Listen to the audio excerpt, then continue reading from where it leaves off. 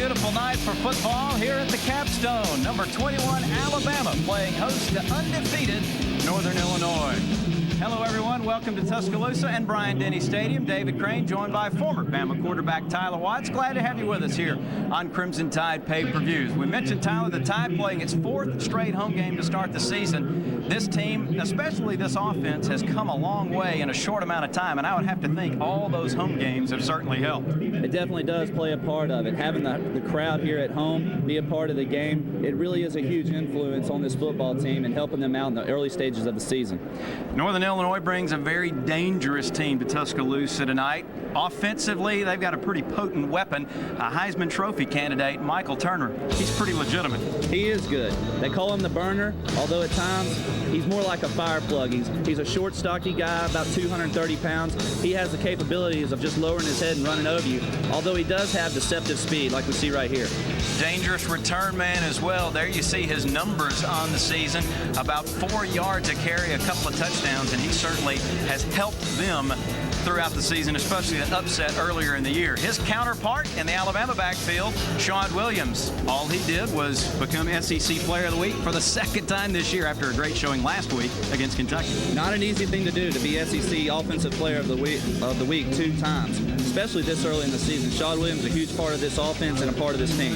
Heart and soul, many would say, of this Alabama offense. Almost 5 yards a carry for Sean so far this season. Northern Illinois, they want an upset tonight. Try and build a little more credibility, not only for their program, but for the Mid-America Conference. More on that, the third man in our crew, Chris Stewart, down on the sidelines. Thanks a lot, guys. It is a big day for the Mid-American Conference. They've already taken on BCS members such as Penn State, Ohio State. Marshall was a winner over number 6 Kansas State. And in fact, as you alluded to earlier, this Northern Illinois team has already beaten one ranked team this season when they knocked off nationally ranked Maryland. Alabama tonight trying to avoid being victim number 2 of the Huskies. Thanks a lot, Chris. It should be a good one. The Crimson Tide about a 2-touchdown favorite, but nobody thinks it's going to be that easy for the Tide here tonight. It's Alabama and Northern Illinois coming up next. On the other sideline, Mike Shula, the Alabama alum, coming back home. And Tyler Watts, I would have to say, as a somewhat biased observer, in regards to Coach Shula, so far so good. He's been very, very impressive. No question about it. The players have been very impressed with his demeanor on the sideline. He's cool regardless of the situation out on the field, and it reflects upon his players. Tide won the toss, deferred to the second half. So Northern Illinois will get the football. The first meeting between these two teams is Kyle Robinson set to kick it away for Alabama. Lionel Hickenbottom and Randy Drew, the twin deep men. Hickenbottom drifting back 5 yards deep. Thought about bringing it out, but will eventually take a knee. A solid start for Alabama in the special teams. The Alabama special teams have been pretty solid all season long. They'll be tested again tonight. The Huskies offense, Free, Rogers, Galani, Ebenhock, and Verstrady across the front. The very dangerous Micheal Turner at running back. The fullback tight end hybrid is the Q position with Keith Perry. PJ Fleck, Dan Sheldon, the wideouts. And Cieslak, the tight end. Josh Haldy, junior out of Madison, Ohio, getting the start under center. There you see his numbers.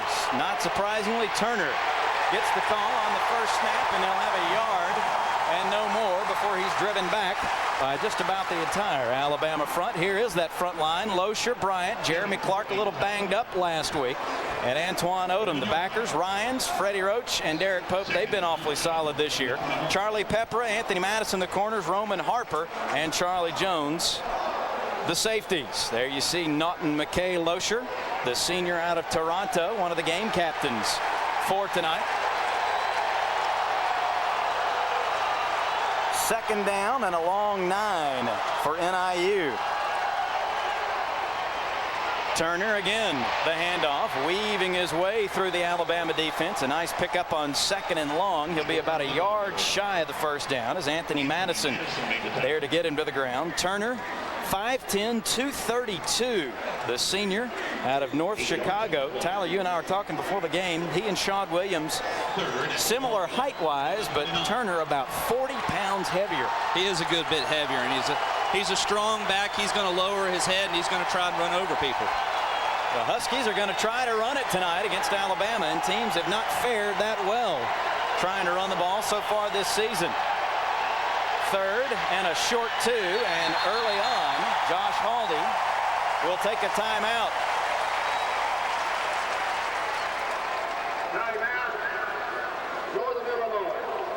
So the quarterback for the Huskies didn't like something he saw.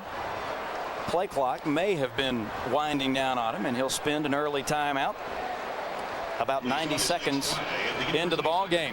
The Tide defensively this year against the run, Tyler, allowing right at 50 yards a game. That's pretty impressive. I mean, for any Division I school to be able to hold good opponents like Alabama has played this year to 50 yards or less, that's just an incredible job. Just some of the numbers put up by Joe Kynes' group. With all of the transition, turmoil, whatever description you want to use, there is Joe Kynes, Bama's defensive coordinator. That's the one advantage, I suppose, or the defense did have the advantage over the offense in the latest coaching change. Joe Kynes and his defense didn't change from the spring, so they were able to have a little bit more time to build and prepare for this year. Right, I'm sure not a whole lot changed from under Coach Price to Coach Shula coming in. And also keep in mind, really all the defense lost was the front three, and Kendall Moorhead, Jarrett Johnson, and Kenny King. The rest of the guys have a lot of experience, and they're doing an outstanding job. Third and a long one for the Huskies. Turner, right up the gut, will have the first down. As he crosses the 31-yard line, Antoine Odom, the junior out of Bayou La Batterie, makes the tackle for the Tide. But a first down for NIU, 3 straight running plays for the Huskies. They like to run the ball, or like to try, but again, you look at their team numbers, just 109 yards rushing per game. Teams have been trying to stack the line against NIU. Haldy to throw for the first time, finds his man across the way, complete to Keith Perry, forced out of bounds right at the 40-yard line by Derek Pope, and a good gain on first down. This is more of a ball control offense, Tyler. They're going to look to establish the run, and probably nothing real fancy in the passing game with Haldy. They pick up 9 on first down. Back to Turner, tiptoeing as he gets to the line of scrimmage, and he's driven back. Derek Pope and others to greet him right at the line.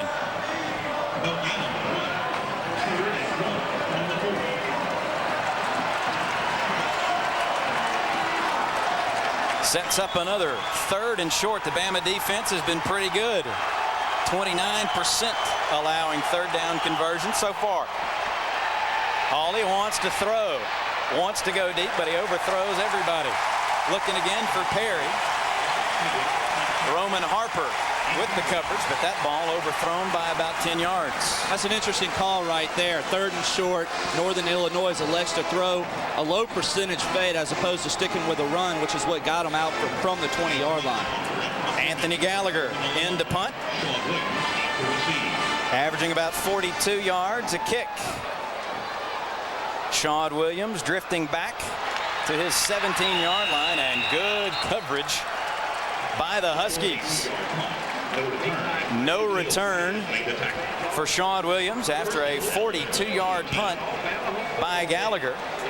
And here comes the Alabama offense. For the first time, a little shakeup across the front as Justin Smiley missing his 2nd straight game. Shawn Williams, Clint Johnson, Triando Sloop for the Alabama offense, who is huddled around head coach Mike Shula. And there you see Brody Croyle in the middle of that huddle. Tyler, you and I were talking before the game about this offense. Perhaps people didn't give these players enough credit in the preseason. They have come in and in many regards, look as if they have been running this offense for several years. People around the state were very skeptical early on as to whether or not these offensive players could grasp a brand new system after just learning one over the course of the previous months. They've done an excellent job. We saw them versus South Florida, a little slow out of the chute, but they brought it on there late in the first half, early second half, all the way throughout the game. Played Oklahoma tough all night long. They've done some great things, and they'll just continue to build on it. Atlas Harrion will get the start again tonight at left tackle, or rather left guard, and Wesley Britt will be in there in his normal left tackle spot. Brody Croyle will start under center, and Shaw Williams, the lone setback, gets the call, finds some running room, bounces off tacklers, ridden out of bounds around the 35-yard line. A huge hole opened up by the Alabama offensive line, and a good start for number 21. That's the way you want to start any football game. Nice job by the Alabama offensive line, opening up a huge hole which Shaw could run through. One thing you got to love about Shaw Williams, he keeps his legs driving all the time, and that's what allowed him right there to bounce off the would-be tackle and pick up an extra 5 yards. Spot him out at the 36-yard line.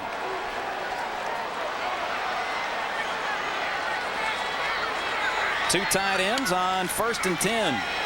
Croyle, plenty of time. Underneath, he finds Zach Fletcher for a short gain. Tripped up by Brian Atkinson, linebacker out of Chicago. Here's the Northern Illinois defense. Reynolds celebrating his 22nd birthday today. Martin Wilson, Leonard Cooksey, Travis Moore, Javon Lee, Nick Duffy, Brian Atkinson, the linebackers. Randy Drew, Rob Lee, very talented corners. Akeel Grant and Lionel Hickenbottom are the safeties. Second down, call it 7 for the Tide. Just shy of their own 40. Blitz comes, and they'll give it to Williams. Spinning away from tacklers, a short gain for Shaw. The ball came out.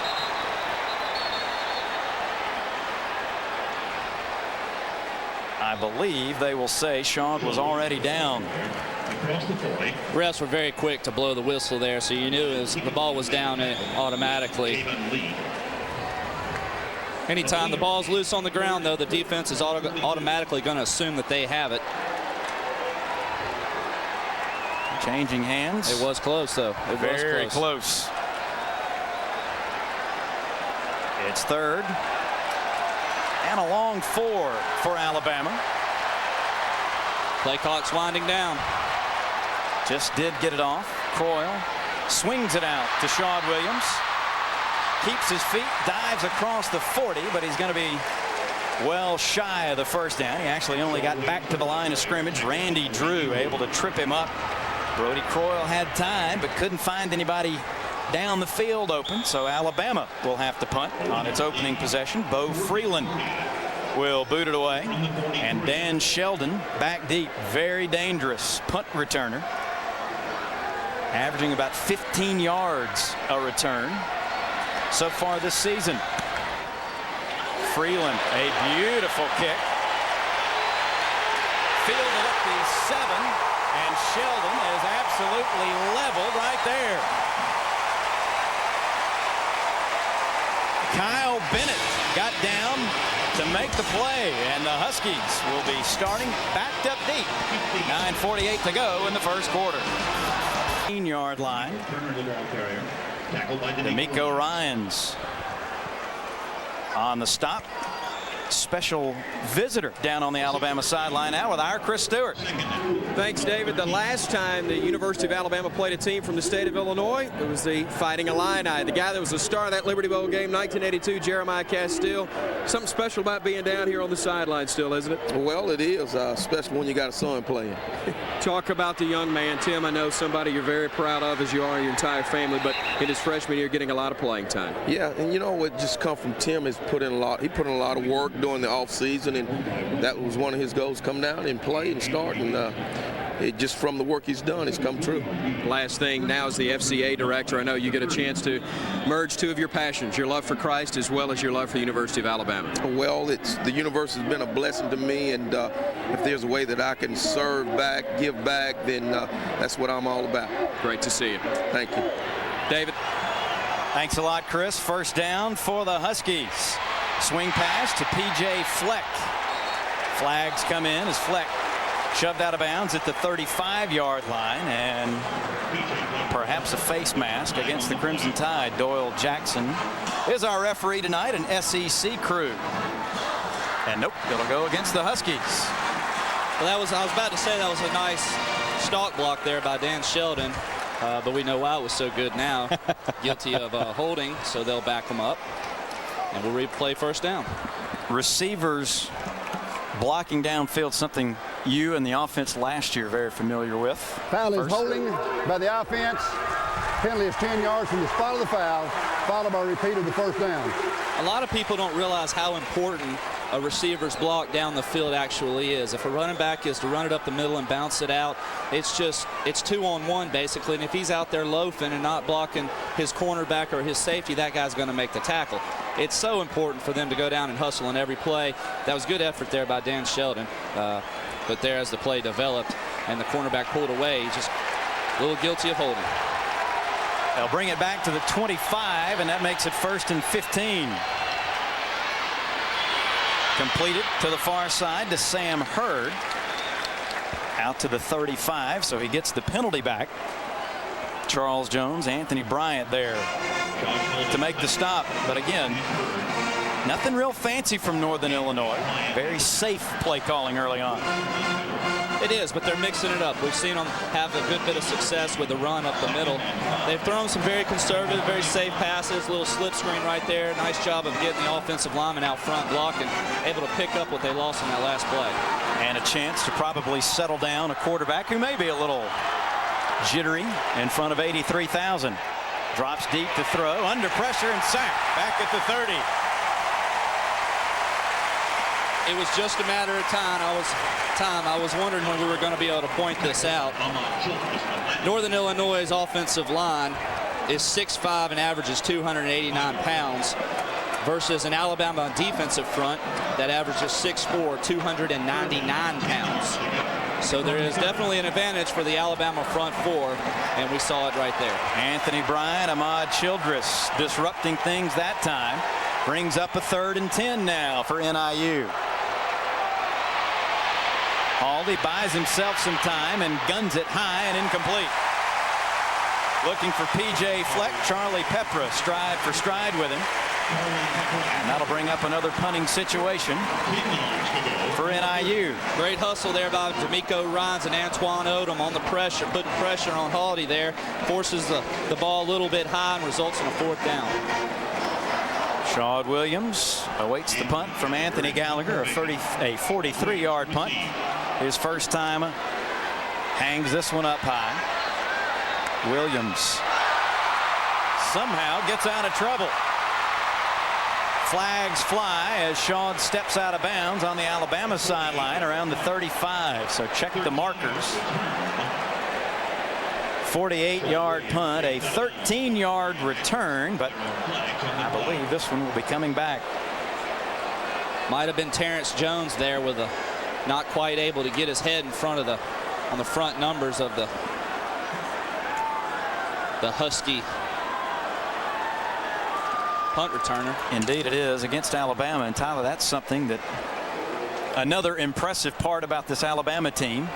The penalties. More about that when we come back. 7:02 to play in the first quarter. Scoreless, the Tide and Northern Illinois.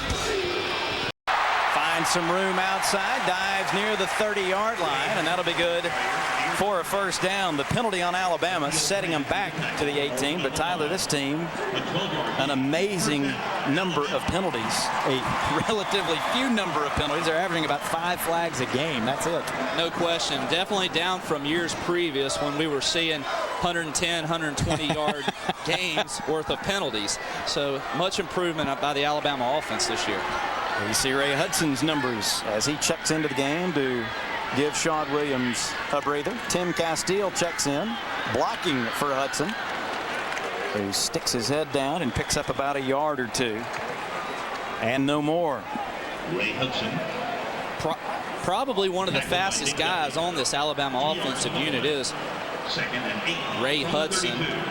Drafted initially out of high school, opted to come to the university instead. Yep, heck of a baseball player, but great baseball player. Wanted to play for the Tide, and you saw Tim Castile checking out of the game. Good to see him back in there. He didn't play last week after getting banged up in the loss to Oklahoma. Croyle down the middle, complete to Dre Fulgham. And he'll take it into Husky territory at the 49. Rob Lee on the tackle, but a great throw by Brody. Nice job by Brody Croyle. They were sitting in the pocket, saw the field blitz come, and picked up nice by the Alabama offensive line. Delivers a strike to Dre Fulgham. 20-yard pickup. Croyle to Fulgham. Brody 3-2 as a starter for Alabama. The sophomore out of Rainbow City. One of those losses, of course, was to 13-1 Georgia last year here. Hudson gets the call again. Not much there that time as he tries the right side.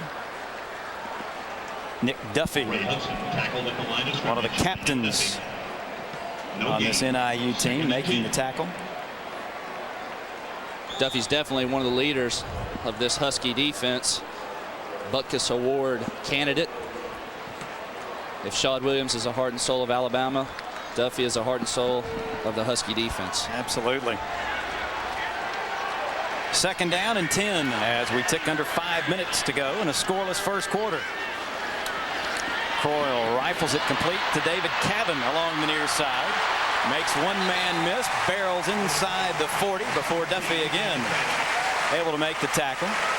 Close to a first down, maybe just a little bit shy. Alabama spreading it out, sending all 5 eligible receivers on pass routes. Brody Croyle just hits a little safety valve right there with David Cavan, lets him do the rest of the work.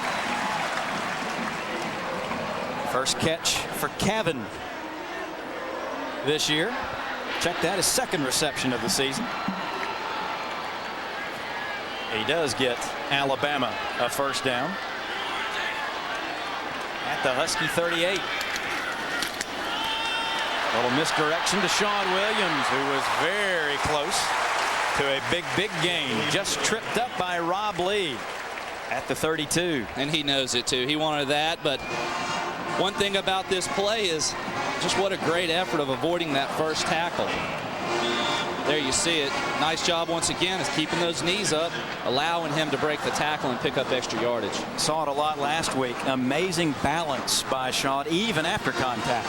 No question about it. He's an explosive runner, but one, like you just said, that is so agile he can bounce off of would-be tacklers. Second and short. Give it to Williams again. Trying to follow the block of Dennis Alexander. Takes it inside the 30, close to another first down. One thing the Alabama offensive line prides himself in is overpowering defensive fronts. It's a great job there by the Alabama front 5. Oftentimes they don't get a whole lot of credit, but they are very deserving of it. Alexander making his 11th start. Saw J.B. Klausner there getting the start at center again tonight. And it is a first down.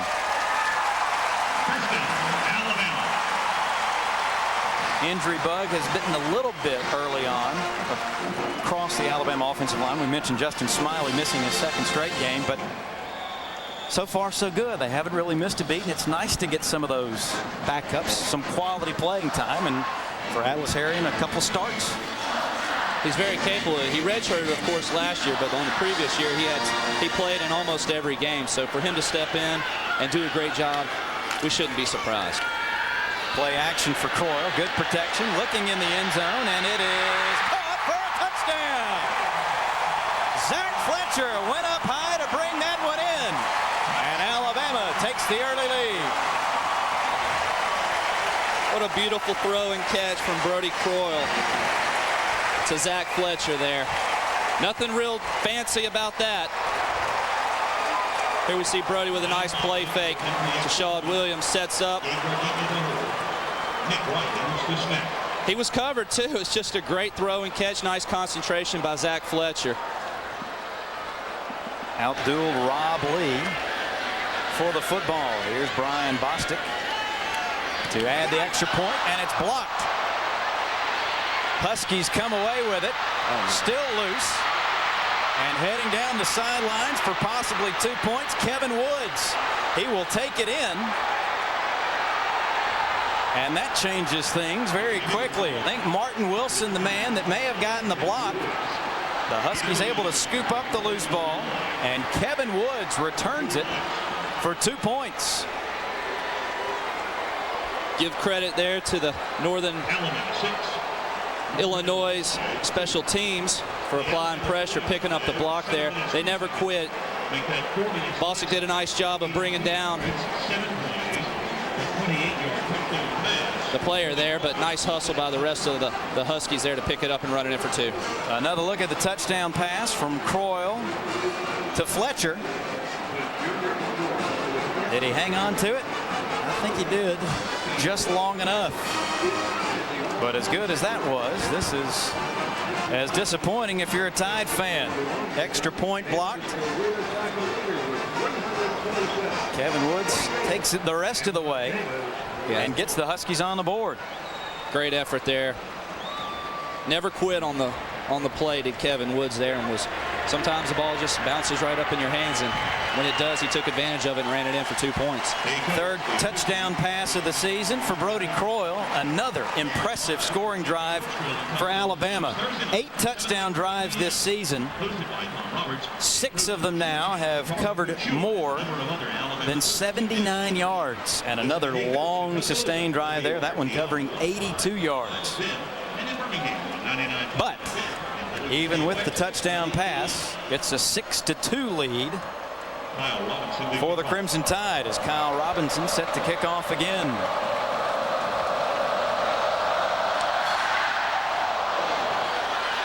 High, deep kick taken in by Hickenbottom at the 2.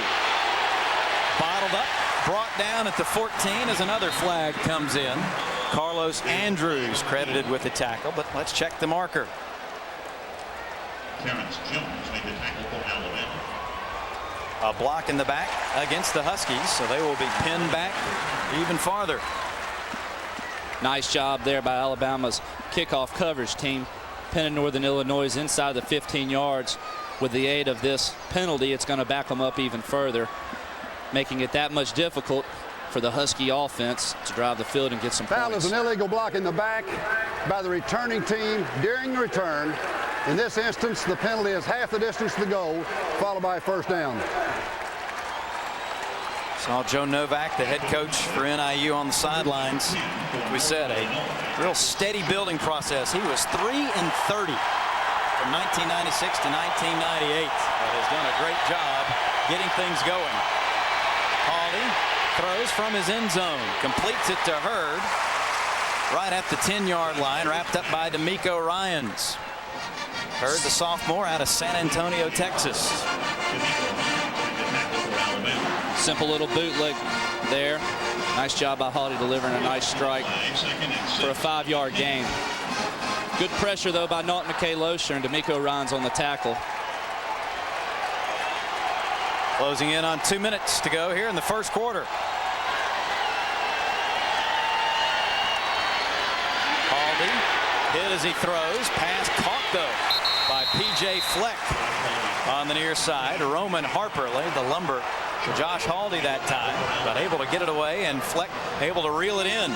Roman Harper's just going to sneak up from his weak safety position, catch Haldy there right up under the ribs. It was a completion, and but it's going to bring up a 3rd and short, but more importantly, they keep applying pressure to Haldy. It's going to wear on him throughout the course of this game. 18 catches for PJ Fleck coming into this ball game. Play clock at 7 as Haldy goes under center. 3rd and short. Turner cuts it up, has the first down and more. He'll move the pile out near the 24-yard line. Once he gets that momentum going, he is awfully hard to bring down. He is strong. There's a lot of man inside of that uniform right there. We saw Antoine Odom scrape down from his defensive end position, tried to deliver a lick about after a 3-yard gain, but Turner there just too strong for him. Picks up the first down and more. 41 yards already on 7 carries. Gets him a first down, a fresh set of downs at the 24. Gets the call again. Not much that time as he nudges out to the 25. Ryans and Pope combined on the stop. 1 yard on the play, 2nd and 9 from the 25. Mentioned the Alabama defense allowing only 50 yards a game on the ground. And Turner approaching that number here as time winds down in the first quarter. As you see Joe Kynes, the Alabama defensive coordinator, one of 3 former head coaches now serving as assistants to Mike Shula. Aldi bobbled the snap, guns it complete again to PJ Fleck across the way. He gets popped out of bounds by Charlie Pepra. Stops the clock with 17 seconds to go in the first quarter. Boy, did he get popped by Charlie Pepper there. Pepper coming off of his assignment and delivering a nice lick. 7 yards on the play. Gain of 7 for PJ Fleck. 3rd down. And a greeting from Charlie Pepper at the end of it. Another 3rd and short. A short 2 for the Huskies.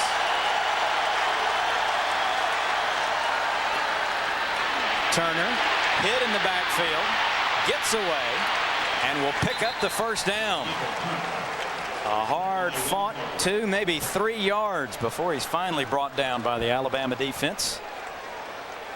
And that will likely be the final play of the first quarter. A 3-yard gain, first down, at the 35. Final seconds tick away. And after 1 in Tuscaloosa, Alabama the only touchdown. But the Crimson Tide only leading it 6-2 over Northern Illinois.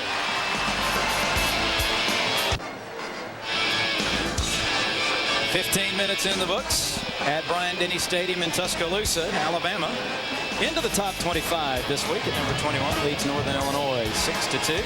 David Crane, Tyler Watts, Chris Stewart with you. As the Huskies out of the Mid-American Conference pay a visit to the Capstone. They got a 1st and 10 as the second quarter gets underway. Turner straight ahead, nears the 40-yard line. Derek Pope, D'Amico Ryans once again team up to make the stop. 5 yards on the play. Pope and the linebacking core, probably the strength of this Alabama defense, are doing a good job of shedding their blocks. Unfortunately for the Alabama football team, it's not until Turner is 5 or 6 yards past the line of scrimmage. 10 carries, 52 yards for the senior. They'll get it again. Coming around the near side, flags fly as A.J. Harris into the game. Excuse me. But this one will likely be coming back. Harris, the sophomore out of Wheaton, Illinois, giving Turner a break. But it looks like somebody had a hold of a crimson jersey. Mark Anderson there playing the left defensive end position, doing all he could to get off of his block. Unable to because he had a good fistful of his jersey. So that'll back him up. Foul is holding by the offense. Penalty is 10 yards from the spot of the foul, followed by a repeat of the second down. There's such a fine line between holding and good blocking. And it's really at the discrepancy of the referees a lot of times, because the old saying is you can just about call it holding on any play. First quarter numbers fairly even, but again, Alabama with the touchdown strike from Coyle to Fletcher. Swing pass completed to A.J. Harris, circling out of the backfield. Complete to A.J. Harris. Good gain on 2nd and long as Charles Jones makes the stop for Alabama. Northern Illinois doing a good job of overcoming adversity. They get backed up there on the holding penalty. Second time tonight that we've seen them after a penalty. They'll come right back and pick up what yardage they lost. Now they're going to have a third and about 5 or 6 yards, which is something that they can pick up. Harris still in the game at running back for the Huskies. Quick throw, pass caught by Keith Perry. Ridden down as he crosses the 45, and that will be good for the first down. Roman Harper on the stop, but the Huskies will move the chains again. This team, Tyler, has, we mentioned, the upset of Maryland already this year. They upset Wake Forest last year. They played Wisconsin to the final seconds in Madison a year ago. This team is not going to be intimidated by Alabama or the crowd here at Bryant-Denny. They've played in big games before in hostile situations. They played an excellent first quarter, and here early in the second quarter they're playing good. Give it back to Turner, who returns, slips a tackle, will take it into Alabama territory. Ridden down by Roman Harper. Antoine Odom, it looked like, had a hold on him right there at the line of scrimmage, unable to bring him down. There once again you see the strength of Micheal Turner as he's able to elude the tackle and pick up about 8 yards. 13 100-plus yard rushing games in his career, and he is over halfway there as we play the second quarter.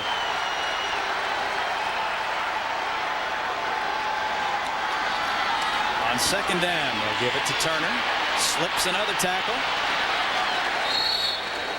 Able to keep his feet to about the 42-yard line before Charles Jones gets him to the ground. Nice job out there by Charles Jones coming up from his safety position. It did result in a first down, but could have been more. Nothing inside, and quick enough to get it outside, strong enough to avoid a tackler. He is, and that's a nice tackle there by Charles Jones. He's not an easy back to bring down, so that's a great job there by Charles Jones. But another first down. Another touch for Turner. Stumbles forward near the 40. 11.5 to go in the first half. Tide leading it 6-2 after a touchdown pass from Brody Coyle to Zach Fletcher. The extra point blocked and returned for 2 points by Northern Illinois. New face there on the Alabama defensive line. That was the second play here, but Kyle Tatum, we haven't really seen a whole lot of Kyle this year. Suffered an ankle injury there in preseason training. Missed the first couple of games, but adding him to this defensive line is definitely going to help out with the depth situation. And another timeout called by the Huskies. Second timeout taken by NIU in the first half. 11:01 to go before halftime. A 6-2 lead for Mike Shula's Crimson Tide.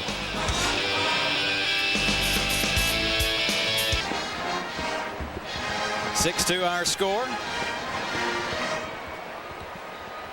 The Huskies on the move, though, here early in the second quarter. Josh Haldy. We told you they play it pretty safe. Not a real high-risk offense, and a good man to be running the show for Joe Novak. Haldy, a 3.92 GPA in accountancy. Does you proud, doesn't it? It does. It makes the rest of us feel a little inferior. Academic All-SEC, yeah. Tyler Watts. He's definitely a smart quarterback, though, and he does an excellent job of not making mistakes, giving his offensive unit an opportunity to move the ball down the field. Lines up in the shotgun. We'll swing it out to Sam Hurd. Hurd made a nice move, but then really gets rattled as he takes it inside the 35-yard line.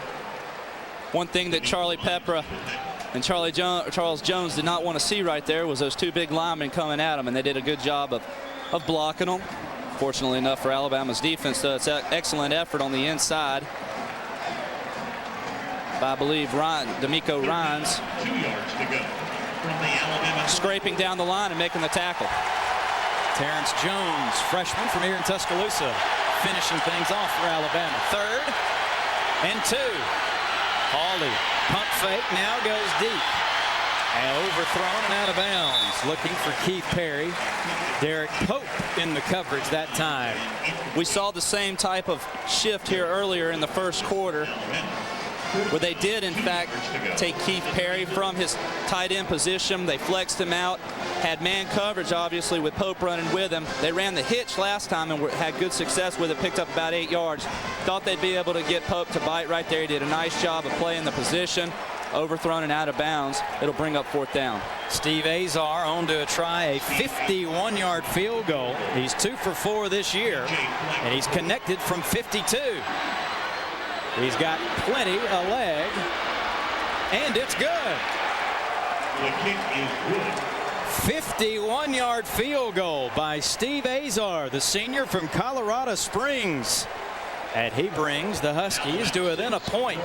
He kicked that ball like he was still in Colorado. That thing flew off of his foot. That's a strong leg right there.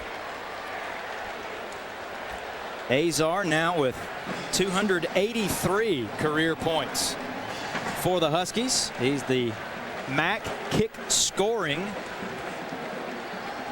or closing in rather, on the MAC kick scoring record, which is 320 points. Strong leg, but he is a kicker. Take a guess what his nickname is. Steve Azar, also known as Bizarre. Where do people come up with these nicknames?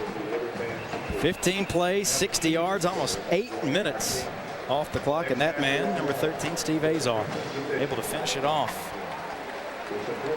5'7", 195-pound senior. And Mike Shula's team giving up some yardage that time, but keeps the Huskies out of the end zone. Azar to kick it away. As Ray Hudson and Sean Williams are the twin deep men for Alabama. High short kick taken in by Hudson at the 6. Hudson takes it out to the 20-yard line. That's where Alabama will start things. Back down to the sidelines now, and our man Chris Stewart. David, we've seen a lot of Micheal Turner already in this ball game. They've really pushed him for the Heisman Trophy this year. A lot of these notebooks were sent out featuring Turner, the burner. They've got a list on the inside of a lot of his accomplishments, being a Heisman Trophy candidate, All-American. The most interesting being, they call him the best Turner since Ike and Tina. I don't know about that, but his legs cannot match hers. I know that, no matter how good he is. Alabama football. Coyle eludes trouble and will pick up a first down. Shades of Tyler Watts scrambling for 11 yards. What a great run there by Brody Coyle. How he avoided that tackle, I have absolutely no idea. We saw David Cavan, or was it Clint Johnson, there dragging on the play. Appeared to be open, but Brody, realizing there was pressure, does a nice job of stepping up and spinning out right there. Turns absolutely nothing into something. 11 yards with a lot of white shirts at his face. Positive rushing yards for a quarterback is always a good sign. Ken Darby, his first touch of the night. A 2-yard pickup on first down.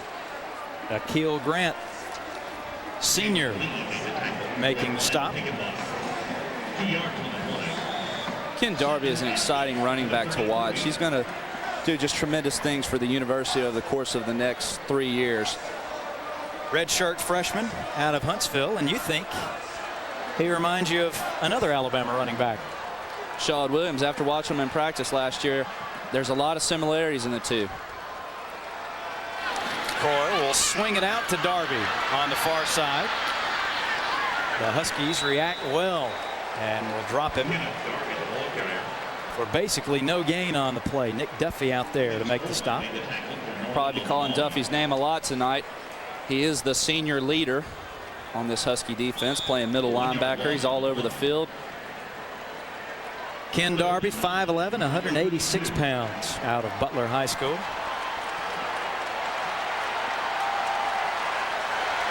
Third and long for Alabama. They'll say Darby lost a yard. Huskies show blitz. Coyle again eludes trouble. Going deep.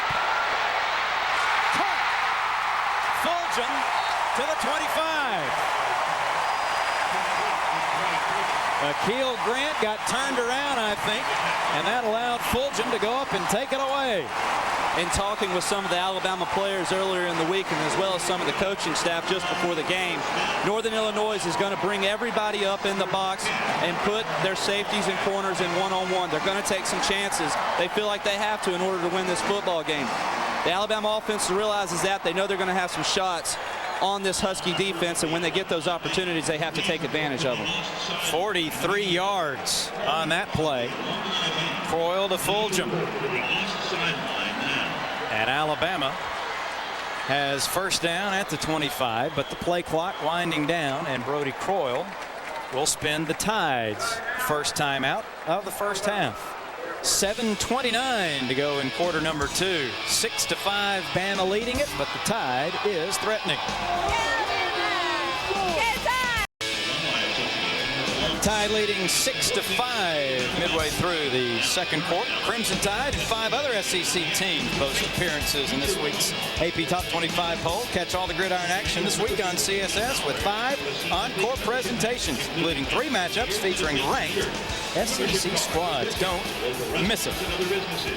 Complimentary membership at the local Tuscaloosa alumni chapter. Mike Shula visiting with his offensive unit. Invitations to state-sponsored events and more. Bama with the football at the NIU 25 after the big gainer.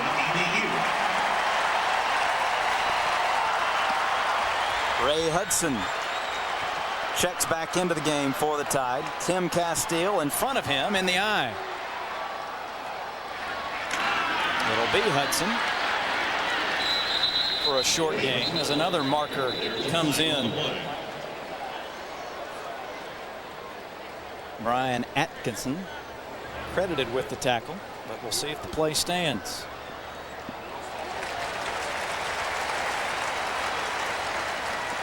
Alan, neither of these teams have been heavily penalized early on. Foul is offsides by the defense. Penalty is 5 yards from the previous spot, followed by a repeat of the first down.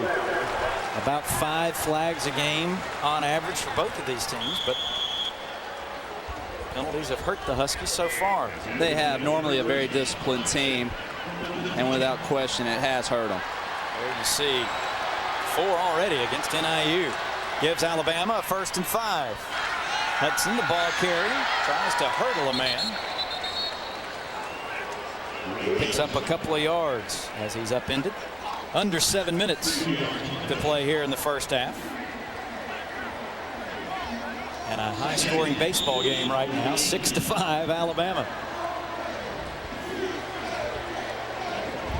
Both teams are content on trying to run the ball, trying to establish dominance there at the line of scrimmage. Both offensive units have had some success. Alabama the only team able to put it in the end zone.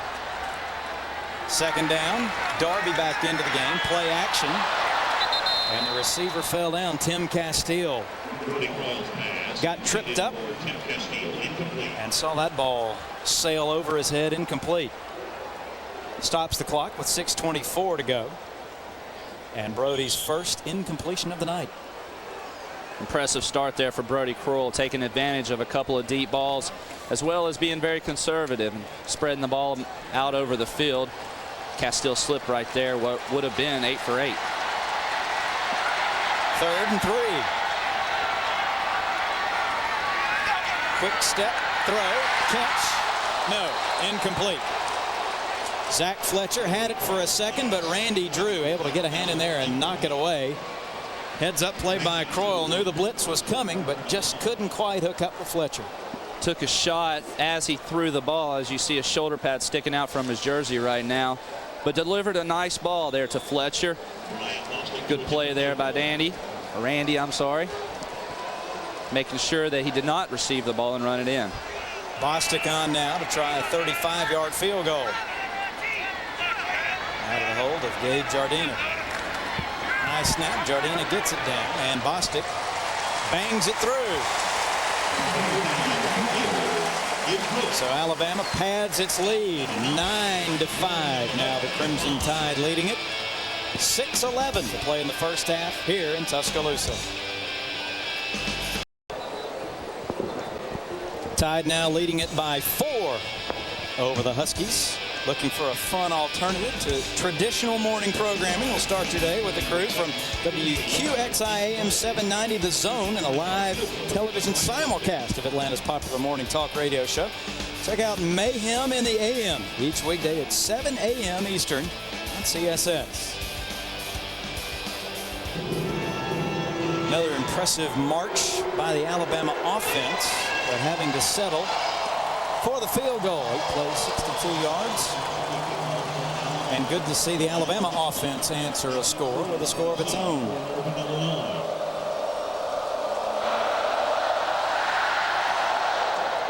Robinson boots it away. Hickenbottom at the 4. Upended before he reaches the 20. And more good coverage by the Alabama special teams. Lance Taylor, Leslie Williams, both in on the stop for the tie. Several Alabama players there hustling down the field, making sure that the ball did not cross the 20-yard line. The Huskies will start at about the 18. They have not had great field position the entire first half.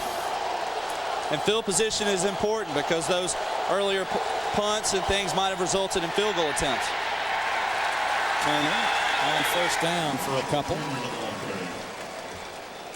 But again, that's a credit to this NIU team. They have not been rattled at all by the mistakes, the poor field position, and find themselves down by only 4 late in the first half. Well, they're sticking with their game plan, and they have no reason to do otherwise. They've been successful at doing what their bread and butter, which is running the ball up the middle, allowing Micheal Turner to run freely. He's done a great job of breaking tackles, and it's given Josh Holiday there, you see he's 9 for 12 for the night, an opportunity to make some plays himself.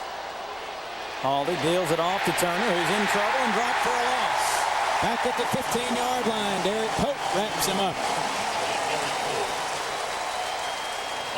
First time Alabama has really gotten good penetration. It is. Micheal Turner's done an excellent job all night long of being able to break away from tackles. Derek Pope does a nice job of scraping, and when Derek Pope gets to you, it's going to be very difficult to get away from him.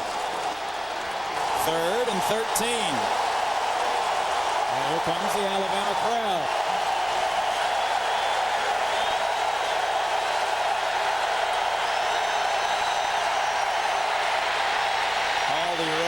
Fires long and incomplete. Looking for Sam Hurd, Anthony Madison that time with good coverage for Alabama, and indeed 3 and out for NIU. And Alabama stands to get some fairly good field position on this exchange. Great coverage there by the Alabama secondary. Wasn't a whole lot of pressure on Holiday, but he was forced from the pocket and threw an errant ball out of bounds.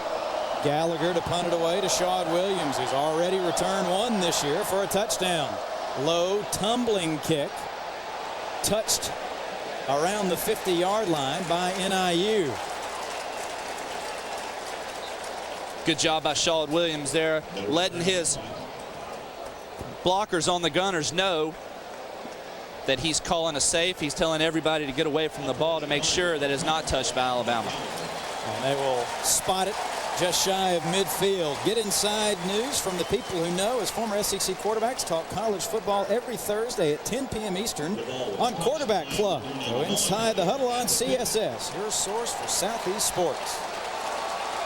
So Alabama sets up shot right at midfield. 4.5 minutes to go before halftime. Williams back into the game, in trouble, and will go down for a 3 or 4 yard loss. Martin Wilson, Travis Moore shooting into the Alabama backfield and dropping him for a loss. Not a whole lot happening on that play. Nice job by Wilson and Moore, both penetrating, getting into the backfield, not allowing Shawd Williams to run where he would like. He does the smart thing, ducks down, and we'll play second down. Second and long as Castile checks back in at the F spot. Coyle flips that one complete to Williams. Coming out of the Alabama backfield, and he's close to the first down marker. Rob Lee on the stop. Great job of executing the screen there by Alabama's offense. We saw offensive linemen going downfield. Brody does a nice job, as well as Shawn Williams, of staying behind the line of scrimmage so that there's not a flag. You see him here. He just kind of wiggles through there, makes sure that he catches the ball because he doesn't know if he's going to get hit or not. Picks up nice yardage there. It's going to bring up 3rd and short. Nice job by Coyle just to find him in all that traffic. It does set up 3rd and inches. Quarterback sneak. And a first down for Alabama. Clock stops momentarily with 3:10 to play. Tied still with 2 timeouts, so plenty of time here before halftime. Alabama needs to make sure that they get points here on this possession. They have good field position. They've been moving the football all night long. It would be huge for this Alabama football team if they were to go into halftime up 16-5 or even 12-5. You'll take any points that you can possibly get. Total yardage, Bama really picking up where it left off last week against Kentucky. Williams shakes a man outside as a flag flies. And this one may be coming back. As Doyle Jackson and his crew have been fairly busy early on. Alabama can't afford to shoot themselves in the foot with penalties. It's tough to go forward when you're going backward. The foul is holding by the offense. Penalty is 10 yards from the spot of the foul, followed by a repeat of the first down.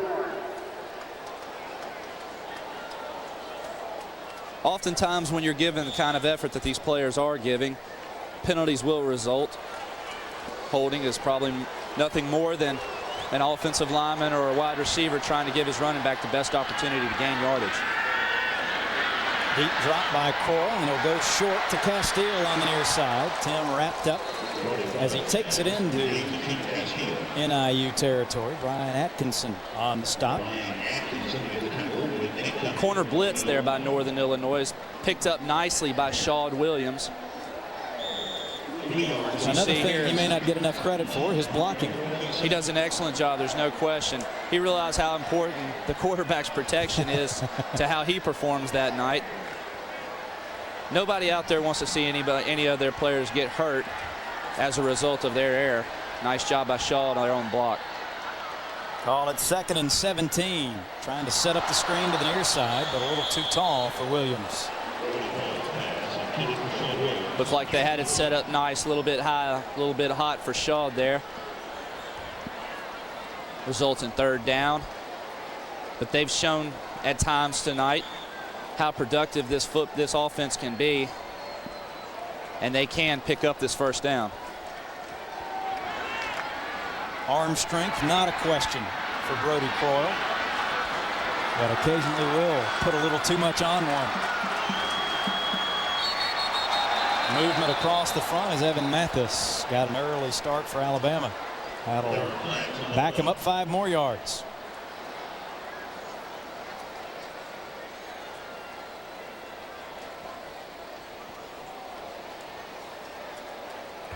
There's a dead ball.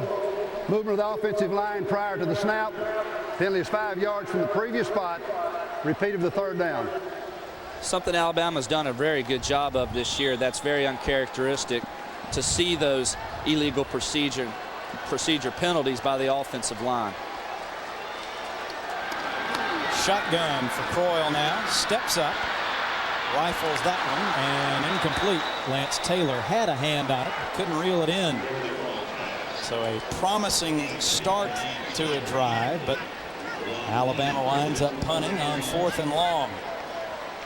Probably a good thing. Well, you say that. You might have an opportunity to kick the field goal had the ball been completed, but had the ball been thrown in front, I believe number 27 for the Huskies, Rob Lee, was waiting to decapitate someone. Freeland back into punt. May have been blocked. Goes straight up in the air and caught by Alabama. It'll go out of bounds around the 42-43 yard line. Jason Hawkins, I think the man that got in there and blocked it. Pressure coming from up the middle. Hard to tell if he blocked it or simply made Freeland try and alter his kick to avoid getting it blocked. At any rate, it went straight up in the air. And the Huskies will have great field position with 1:41 to play in the first half, trailing 9-5. They've got it at the Alabama 43 to start this drive. Haldy completes it across the way to Fleck. It runs out of bounds at the 30. Once again, Josh Haldy not forcing the issue. He takes a nice conservative pass. It results in a first down.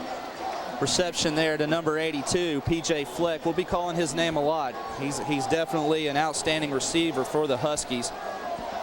Does an excellent job for him. One of Josh Haldy's favorite targets. Career high 13 catches for 116 yards in their win over Maryland to start the season.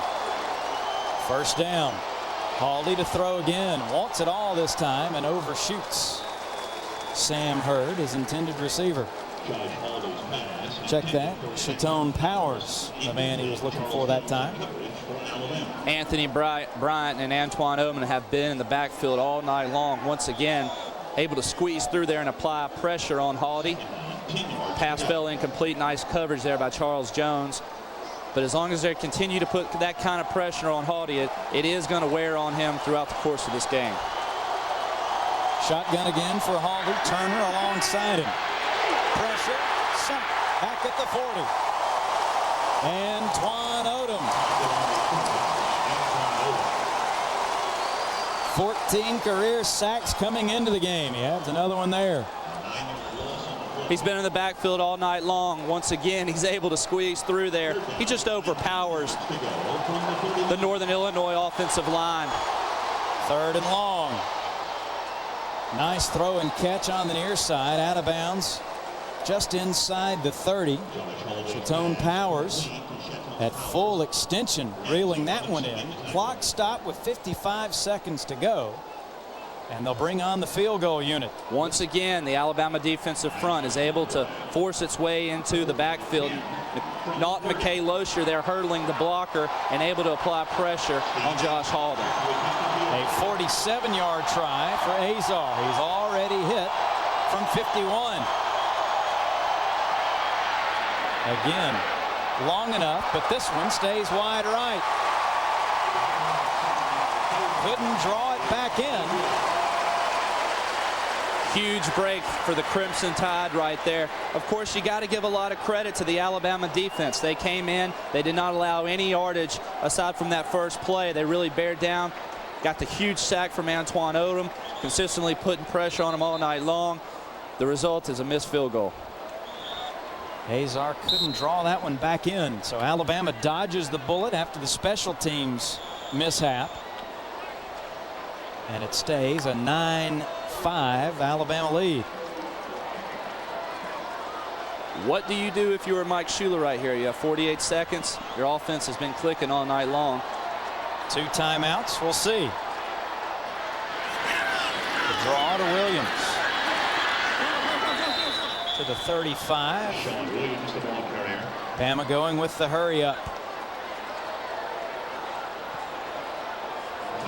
Alabama runs their 2-minute drill a lot like NFL teams. They allow Brody Croyle the freedom to do what he wants on the field. He can really get in the flow of the game, as you see right here. Flag down as the pass completed to Zach Fletcher. He takes it into Husky territory. But it will be taken off the books.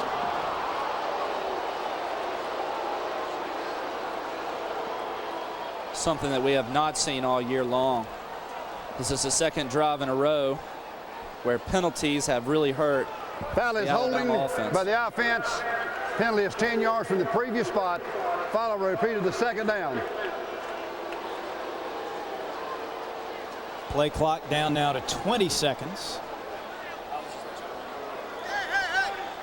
They spotted at the 25-yard line, so one would think now the Tide will simply run out the clock here in the first half. So Bama will head to the locker room, owning a 9-5 lead over a more than spirited Northern Illinois team. Down to the sidelines now, Chris Stewart with the Alabama head coach. Coach, obviously upset with the penalties missed. What did please you, though, from the first half? Well, we got the ball in the end zone the whole time, and we couldn't even enjoy that for a second. We get the extra point blocked, and they take it back for 2 points. So we've these guys in Northern Illinois is pretty good now. They can create, do a great job. Knew that going in. They're running the ball against our defense early. Our defense came back later, though, and stopped them in a crucial point there at the end of the second quarter. So we just regroup and do the things that we can do well and stop making the mistakes. Good luck second half. Okay, thank you. David. Thanks a lot, Chris. The Tide and the Huskies head to the locker room. Alabama with a 4-point halftime lead, 9-5 over NIU. Back to Tuscaloosa after this.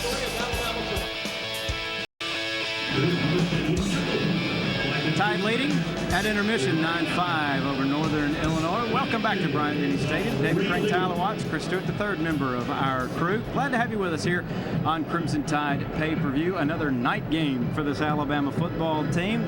Tide has been under the lights 3 times already this season, or 2 times this season, with mixed results. Kind of mixed results in the first half as well tonight as we look at some of the highlights. Alabama getting out of the gates quickly. Great throw, nice catch, Croyle to Fletcher. Great play right there, just all around. Nice job of the offensive line, allowing plenty of time for Brody to set up, and then we see right here on the extra point something that's supposed to be automatic. You can never take anything for granted. Nice job there by Northern Illinois picking up the ball. Fumbled it on Bostic's tackle, but number 31 there, as you see, he picks it up and runs it in. Kevin Woods runs it back for 2 points, then a 51-yard field goal by Steve Azar. Alabama answers right back on the next drive, 35-yard field goal from Brian Bostic. And here, the special teams miscue. Pressure perhaps blocked, but Alabama dodged a bullet. The missed field goal, and the score remains 9-5 at the half. Numbers fairly similar. Bama's hit a few more big plays, I guess, though, Tyler, in the first half, but Northern Illinois certainly right in it. They're hanging in there, and that's exactly what they want to do. They know that they're the underdog, and the longer that they can stay in this game, the better opportunity they have of winning. Second half coming up in just a couple of minutes. The Tide and the Huskies, SEC versus the MAC. And right now, we've got a good ball game on our hands. The Huskies will get the football to start the second half. It's coming up next here on Crimson Tide pay-per-view.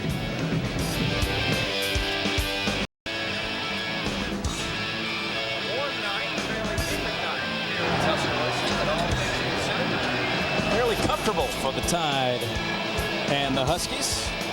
I misspoke a moment ago. NIU will not be getting the football to start the second half. Alabama will get the ball when we get things started. Joe Novak and his Husky team trying to get their first win against a Southeastern Conference team. Coach Novak 0-3. The Huskies all-time 0-8 against the Southeastern Conference. Alabama all-time 1-1 against teams from the Mid-American Conference, the current alignment of the MAC. Mike Shula, don't know how much you've had the opportunity to be around him, Tyler, but everybody remembers him calm, cool as a quarterback under pressure when he was here, and not much has changed. That's about as excited as you will see him most of the game. You're absolutely right. He's very calm, regardless of the situation. He knows that he needs to keep his composure so as not to rattle his players. He's always been very businesslike. If you ask anybody that played with him in the mid-'80s, always carried around a briefcase everywhere he went. It was just like a businessman. Bama will get the ball. Ramsey Robinson and Ray Hudson are back deep for Alabama. Azar set to boot it away. Low line drive kick that Robinson reaches up the field and will bring it out. Takes it up to the 27-yard line, but not surprisingly. There is a flag down, and Alabama will get backed up. Well, it looks like they're going to get Jawan Garth here for an illegal push in the back, and it looked like he had his hands on the inside. You couldn't really tell, trying to run his player past Ramsey Robinson. It's going to back Alabama up regardless of whether he was guilty or not, though. Foul was an illegal block in the back during return by the returning team. Penalty is half the distance to the goal, followed by a first down. So instead of the 27 or thereabouts, Alabama will start from its own 8. The Tide hasn't been phased this year by bad field position. Already touchdown drives of 90 and 97 yards this year. Straight ahead running on first down, trying to just get a little breathing room. Sean Williams tackled by Brian Atkinson. Look for Alabama's offensive front to really take control of this football game here in the second half. We talk about it. They pride themselves on being able to overpower any defensive front in the nation. They handled their own against Oklahoma.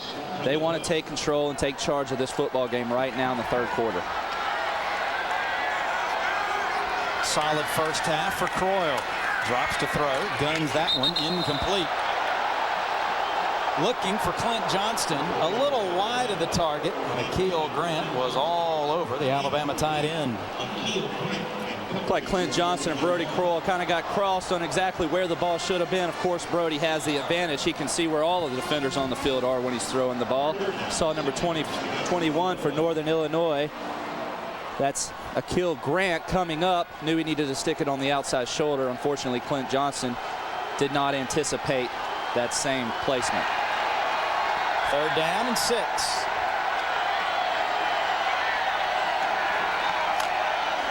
Deep drop for Croyle. Deep to the far side. Caught. Triandos Luke. His first grab of the night. And it gets Alabama out of a hole. First down, Crimson Tide at the 40. Absolutely perfect throw and catch right there. Here we see Brody Croyle drop back. Everything's going on to his top. Gets a little pressure. Just a little smash route combination. Perfect throw, perfect catch by Triandos Luke. Number 18 even came off of the smash route and dropped back. It wasn't but one place that ball could be, and an outstanding job. Gets the Tide a first down.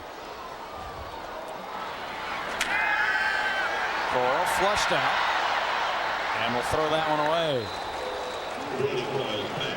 Most quarterbacks would have struggled right there to even get the ball back to the line of scrimmage. Of course, Brody has he possesses tremendous arm strength. For him to be able to run backwards while rolling out, still get it out of bounds, cross the line of scrimmage, he's a great athlete, there's no question. And a heads-up play to not take the sack and not force anything. Sets up a 2nd and 10. Castile and Williams in the backfield. Williams gets the call. Had a big hole, but it closed fairly quickly. Nice open field tackle by Micheal Grant. 5 yards, but it looked like he was going to have a lot more than that. Alabama playing with that little counter action by the tailback. It seems to have been a favorite this year with the offense. Has been very successful. Picks up about 5 or 6 yards right there. Right on his seasonal average, about 5 yards a carry for Shaw tonight.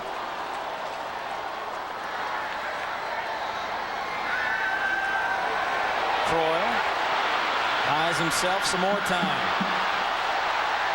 Now tucks it. And we'll move it out just across the 45-yard line. Gets back to the line of scrimmage. Lionel Hickenbottom brings him to the ground. Travis Moore and Vincent Reynolds applying the pressure to Brody that time. Crowd screaming. They thought they had Dre Fulgham deep on a little corner route. Brody, with the experience that he does have, saw Randy Drew dropping back in coverage and knew that if that ball were to be released, it would have resulted in an interception. Punting time for Alabama. Freeland hangs it up high. Sheldon makes the grab at the 18.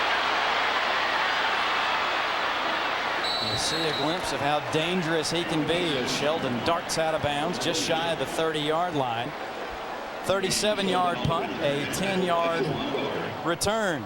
Bama tailback Shawd Williams earned SEC Offensive Player of the Week for his performance against Kentucky. Taking up close look at Williams and all your favorite Tide players on the Mike Shula Show every Tuesday at 5 o'clock Eastern here on CSS. Alabama's defense had a nice stop there at the end of the first half of play. Would like nothing more than to start the second half the same way. Timeout, 12:04 to play here in the third quarter. 9-5 our score remains. Alabama on top of Northern Illinois.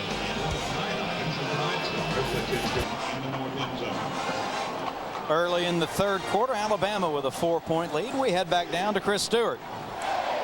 The line once again this week's having to play without Justin Smiley, the guy that had consecutive games playing streak, starting streak for the university. A big part of the success on the offensive front the last couple of years. He is out in streak clothes for the second consecutive week. That means that the offensive front's had to rely on Atlas Harrion moving over to that left guard spot. He's done a pretty good job, though, in a reserve role this year. Thanks a lot, Chris. Turner, his first touch of the second half. Pops outside for a gain of about 4. Yeah, Justin Smiley had started 27 consecutive games before last week, and he is in street clothes for the second straight ball game. Justin Smiley, definitely a huge asset for this Alabama offense. Has started since his freshman year. Extremely strong individual. Holds a couple of Tide weight room records. Shotgun for Haldy. Swings it out to Dan Sheldon. But Alabama reacts very quickly. Short pickup as Derek Pope closed in a hurry that time. Also a nice job there by Anthony Madison. You can see here Josh Haldy there receiving the ball, throwing the little slip screen. Anthony Madison does a great job of coming off the block of an offensive lineman, making the tackle. Naughton McKay Lozier going up high to try and disrupt that pass. Third down for the Alabama defense.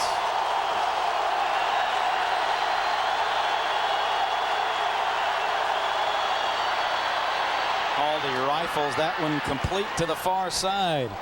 Really gunned that one in to Keith Perry. Another flag comes down. Same route as what we saw earlier. We've seen both the hitch in about the same place in the first quarter on the field there, and in the second quarter we saw a little hitch and go. This time the Huskies elect to throw the hitch. Hard to defend that versus the size of Keith Perry. A big old tight end, does a nice job of running routes. Perry a big target, as Tyler said, 6'3", 220. Senior out of Maywood, Illinois. The flag was against Alabama. Foul was holding by the defense against an eligible receiver. Foul is 10 yards from the end of the run, followed by a first down.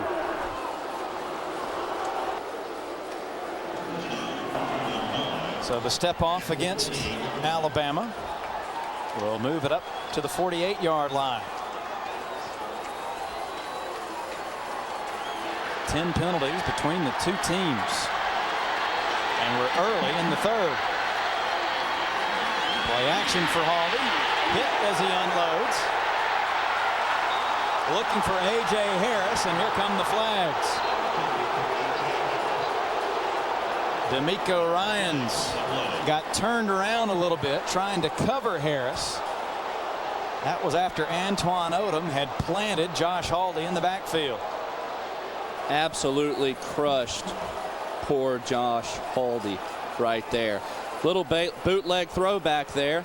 As we see here, Haldy on the bootleg is going to set up and try to hit. Going back the other way, unfortunately, Antoine Odom wins off of the corner and applies pressure. And there you see the flag. The foul is pass interference by the defense. Penalty is 15 yards from the previous spot, followed by a first down. Of course, you never want any of your defenders to commit a holding on a pass or a pass interference, but when they have absolutely no idea where the ball is, it's better to have them interfere as to allow a big play or a touchdown even. Turner checks back into the game. First down from the Alabama 38. Turner trying to break it outside, but he can't do it. Bottled up, dropped by Freddie Roach, the sophomore out of Killen.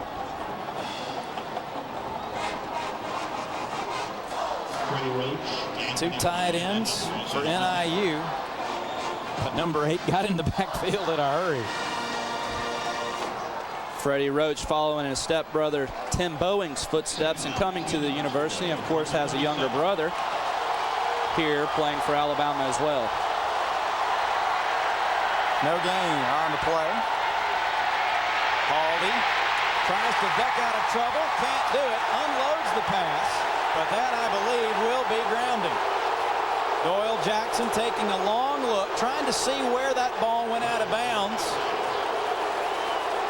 Was he able to get it back to the line of scrimmage, or will they say his knee was down right at the 49? Another look. Pressure again. Not Micheal making his way into the backfield just once again. His knee did come down, it looked like, or very close at least. Either way, the ball would have been spotted there because he had absolutely no idea where he was throwing. The ball would have been called for intentional grounding. Not sure the knee ever touched, but I also don't think he got it back to the line of scrimmage, trying to get it out of bounds, so it may have been grounding anyway. Flags down as Naughton Micheal disrupted that play, but I think he got a head start. But he also got a good lick. He made it worth the 5-yard penalty. Third and very long. We'll be down to just third and long now after a 5-yard step off. That is. Foul is offsides by the defense. Penalties 5 yards from the previous spot. Follow a replay of the third down. That'll be 30 yards in penalties against Alabama on this drive alone.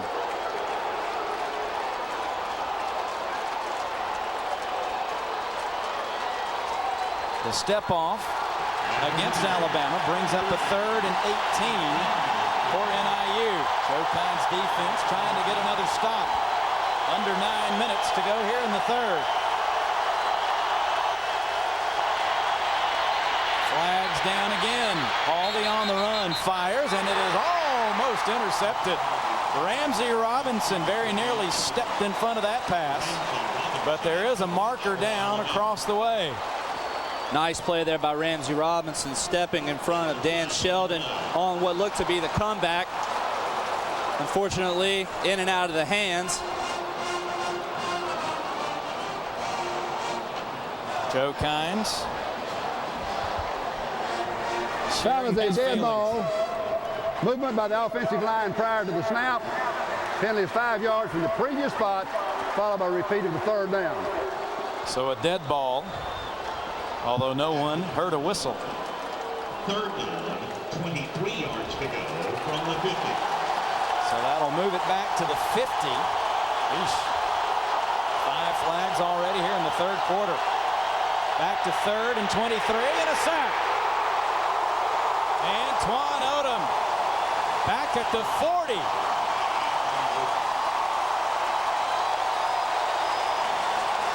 A loss of 10 more. It'll be 4th down and about 33. Doug Free, the left tackle for Northern Illinois, has absolutely no chance against the speed of Antoine Odom. You see him come off the end there and apply pressure. When he gets in the backfield, he makes it worth his while. Gallagher gets the kick away. Williams will let it roll, and it will come dead right at the 11-yard line. 49-yard punt as the Huskies really hustled the punt team out there in a hurry. So the Tide will start backed up with 8:15 to go in the quarter. Tee off with U.S. Golf Weekly every Monday at 11 p.m. Eastern on CSS. Join host Daniel Hobbs on the links as he explores golf courses around the Southeast. That's right here on CSS. Brody Croyle and the Alabama offense will get it at their own 11-yard line.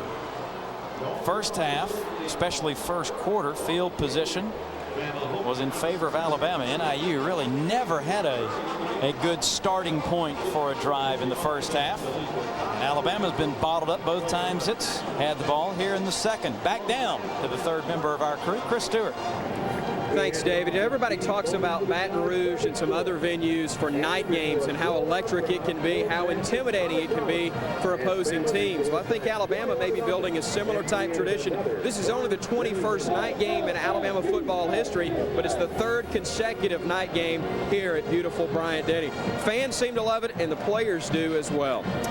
Yep, Bama's 17-3 all-time night games here at Bryant-Denny Stadium. As Chris said, it's the third in a row. Alabama lost to Oklahoma, beat Kentucky last week. Something about night games, isn't it? There's just something about it, and high school really hits on it good. There's something about a night game, the atmosphere, the enthusiasm that builds up all day long. Another near full house here tonight. Sean Williams. Not much running room as Nick Duffy disrupted that play for the Huskies.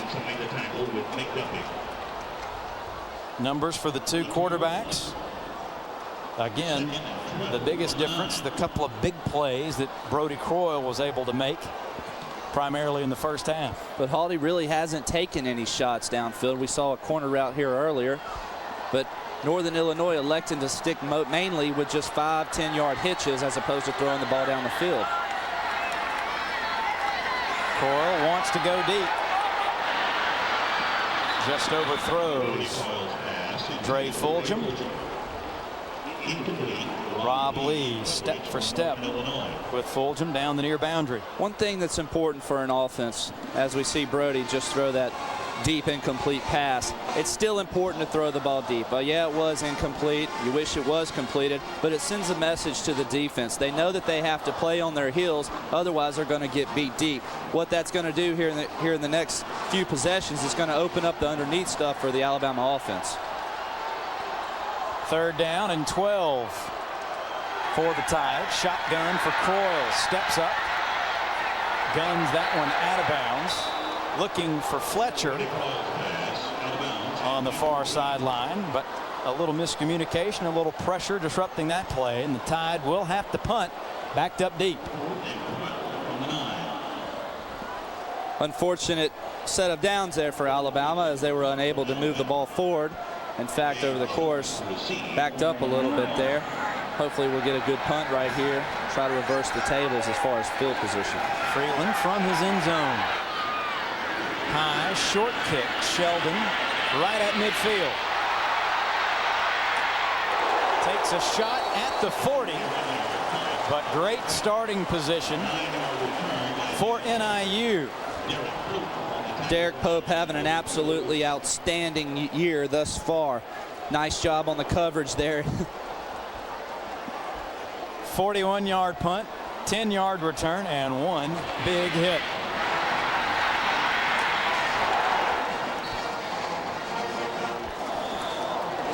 Broke his sternum. You guys are tough.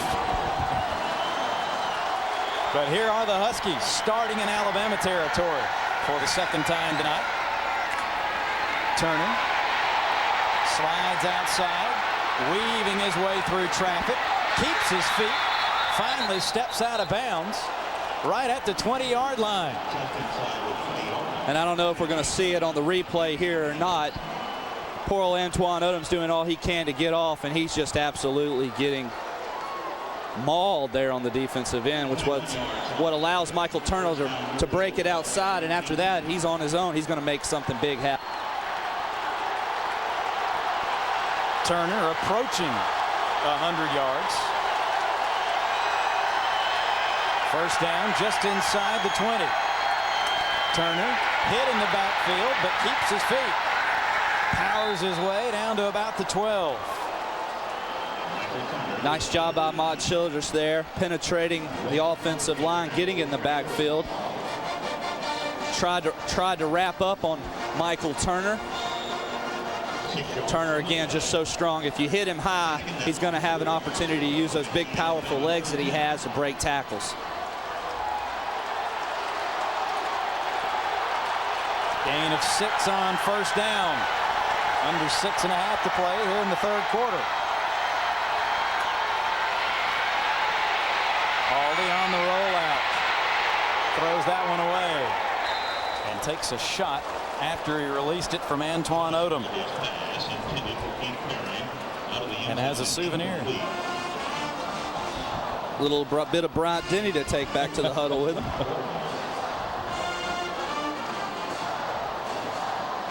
Unusual route there. It looked like a little flat spot type combination. 2 routes. Normally an offense will throw in a corner route with that, but obviously I don't know their playbook. 3rd and 4. Bama fans trying to help the defense.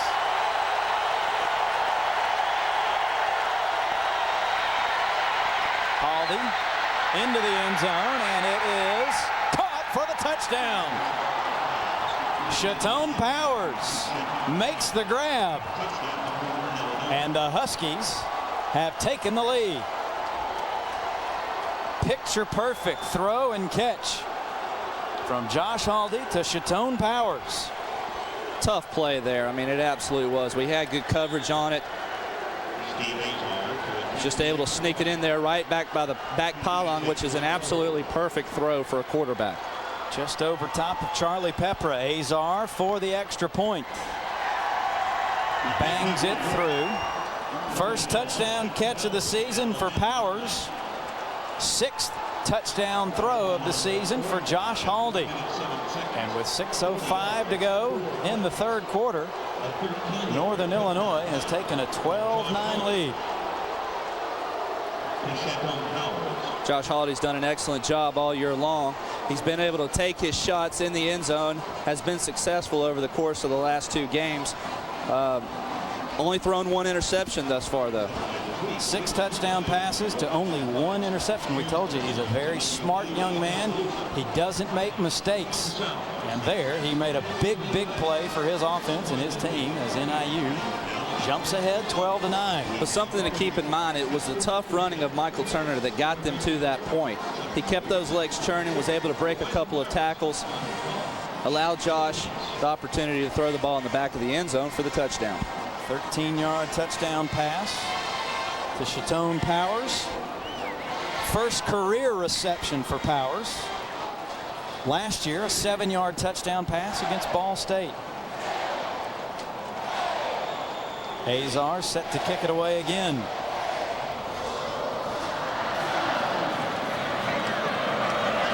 Robinson and Hudson back deep for the tie. Shorter kick this time. Robinson from the 3. Looking for some running room and doesn't find much. Upended shy of the 15-yard line. Good coverage by NIU. Ray Smith able to get down and make the tackle that time. So more poor field position for Alabama starting at its own 14. Alabama really needs to take advantage of this possession and come out and do something good. The fans know it as they cheer them onto the field. It's a very important possession. The first time Alabama's been down all night.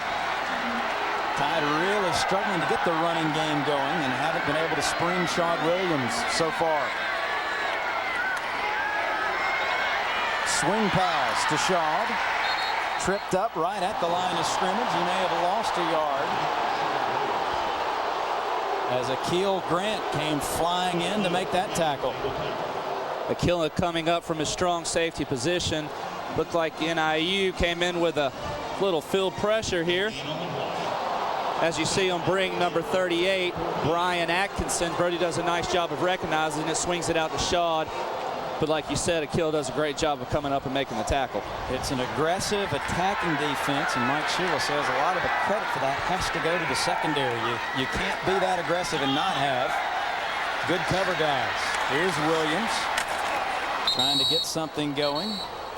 Powers ahead to the 17, maybe the 18-yard line. Clock ticking down to the 5-minute mark here in the third quarter. And Alabama will be faced with a 3rd and long. As you said, Northern Illinois bases a lot of what they do just off of trying to apply as much pressure as possible. It is good if you guess right. When you're blitzing linebackers, you're stunting people. If you're right, it's going to result in a loss. But it only takes one play where you guess wrong, blitz the wrong direction, and Alabama turns it into a huge game. 3rd and 6. Hot shot, incomplete. A little bit behind Triandos Luke. And the Alabama offense sputters again here in the 3rd quarter. And once more, NIU stands to get some pretty good field position.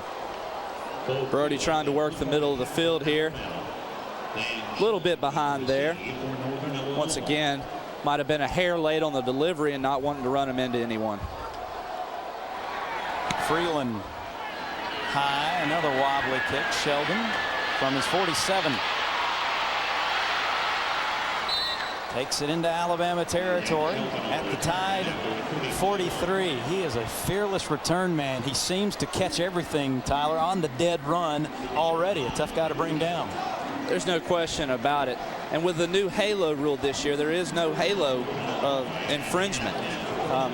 It's just you have to give them a legitimate opportunity to catch the ball. He realizes that. He knows that nobody's going to tackle him. And it puts a lot of pressure on Alabama's gunners. When they're down, they're waiting on him. They don't know where the ball is. All of a sudden, it's in his hands, and he's running. 1st down, Huskies. Micheal Turner over the left side. Takes it down to the Alabama 40-yard line. Brody Coyle, if you remember, Tyler, got off to that great start in the 1st half. 7 for 7 to begin the game.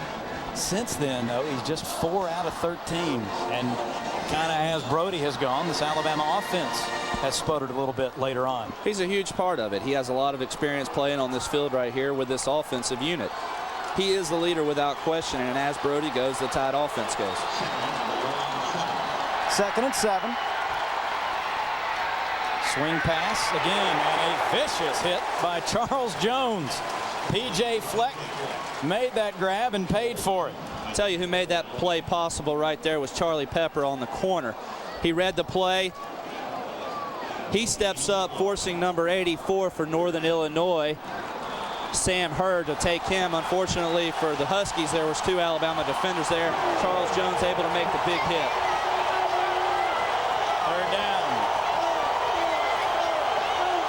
Huskies need about 7 yards to keep this drive going. Bama shows blitz. Here they come. Haldy can't get away from Freddie Roach. The Tide defense is relentless tonight. They're playing aggressive football. Showing a field blitz right here. Get a lot of pressure. Nice job by Micheal Turner there, stepping over and making a block. Freddie Roach just able to scrape over, apply pressure, and pick up the sack. 4th sack of the night for this Alabama defense. Here's Anthony Gallagher trying to pin Bama deep once more.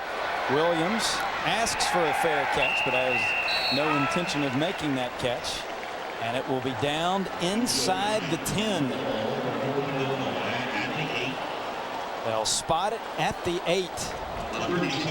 36-yard punt for Gallagher.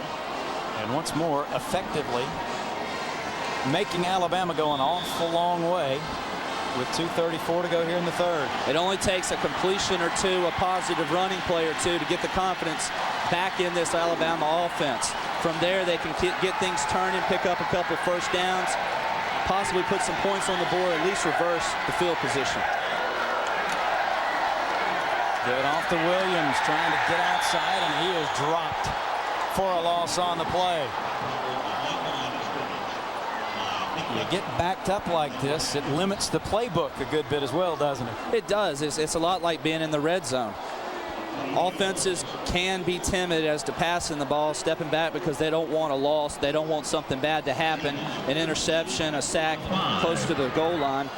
So you try to be conservative with what you feel comfortable with, but what you also feel will pick up positive yardage. 11 carries for Williams tonight, only 38 yards. A loss of 3 there. Coyle, the quick throw to Williams, circling out of the backfield.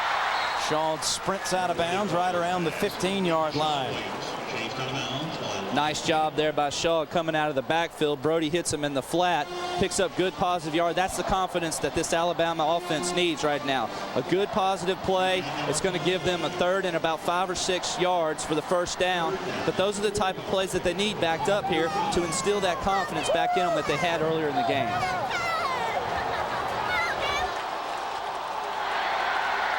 Tide needs the 18-yard line for a first down. Quick throw again. Catch made by Triando Sloop. Turns and heads upfield. Finally brought down at the 37 by Javon Lee. And there's the big play you're looking for when you're bottled up. Northern Illinois has been very successful all night with bringing pressure. What that does, however, is puts a lot of pressure on their secondary. It only takes one missed tackle, and like we just saw, it's a nice game by Triando Sloop. Akil Grant, the man that missed that tackle, and they've been awfully sure-handed tonight defensively. But a break for the Tide. They've got it at the 38 now. Play action for Coyle. Lobs it just a little long, looking for David Cavan off his fingertips and incomplete.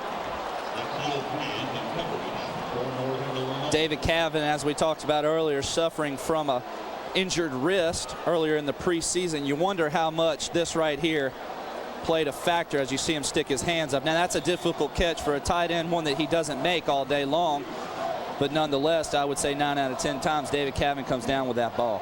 And you may have seen the cast still on the hand. 1:06 to go in the third quarter. Second down, 10, Alabama. The Tide trailing 12-9. Coyle pressured, had to unload that one in a hurry. Looking for Triando Sloop, but the pressure that time from NIU got to him. A lot of pressure there by Northern Illinois' defense. Brody did not want to take the sack right there, kind of stayed back on his heels, anticipated the break of his receiver. Unfortunately, it fell short, but a much better outcome than a sack.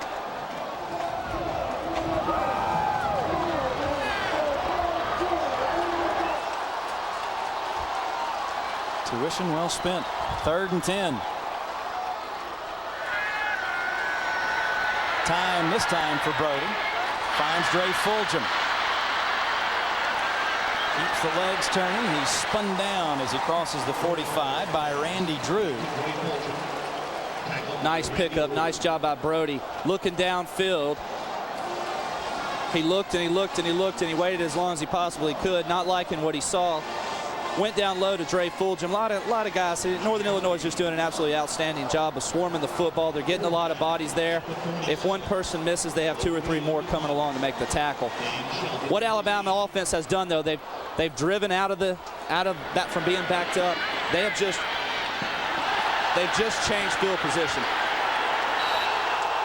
Tide had a 4th and a yard, had to punt.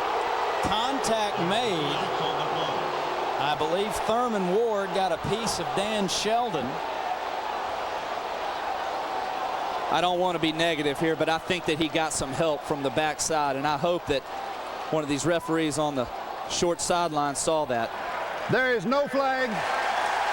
The player was blocked by his own teammate. No flag. So they pick up the marker. Spot the ball down at the 17.5. First down, Northern Illinois at the 18. And now the Huskies will have to start with a long field in front of them. 13 ticks on the clock here in quarter number 3.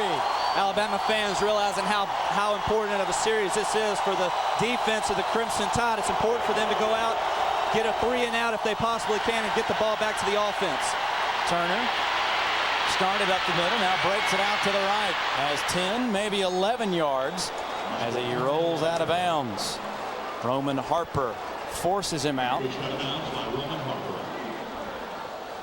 Earlier I said that he was more of a fire plug than a burner, but here he proves us wrong once again as he outruns the angle of Derek Pope there. He does possess good speed. He's able to utilize it right there.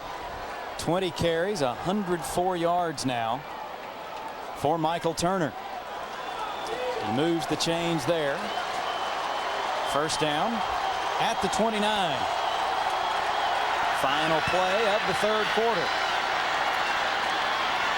Give to Harris in to spell Turner for a play. Pickup of about a yard as the third quarter comes to an end. The only scoring in the third quarter, 13-yard touchdown pass from Haldy to Chatone Powers, and it gives Northern Illinois a 12-9 lead as we head to the fourth and final quarter here in Tuscaloosa.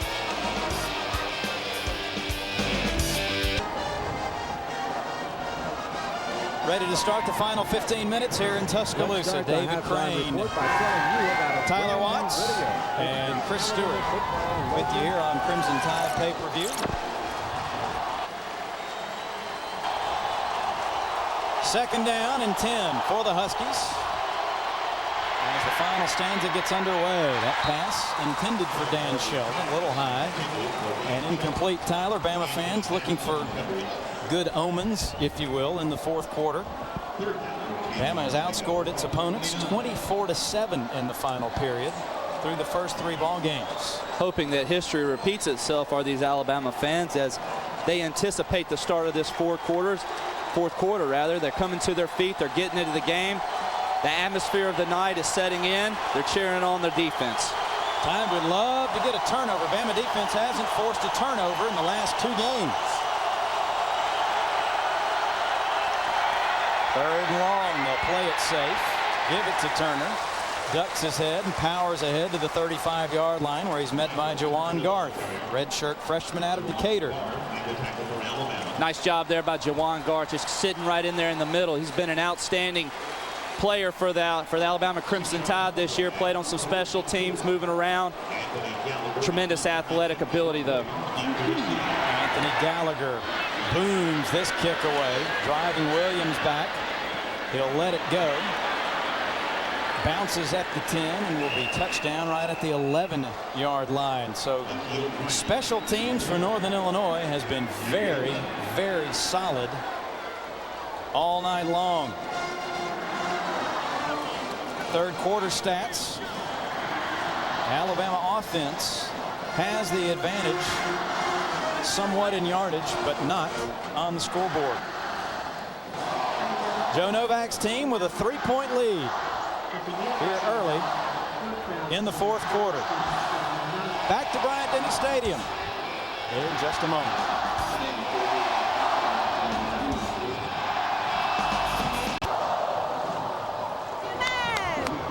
14-16 to play here at Bryant-Denny Stadium. Same song, third or fourth verse here in the second half, Tyler, as Alabama's going to start this drive at its own 11. Alabama had a little bit of success on that last possession. Let's see if they can carry it over into this set of downs.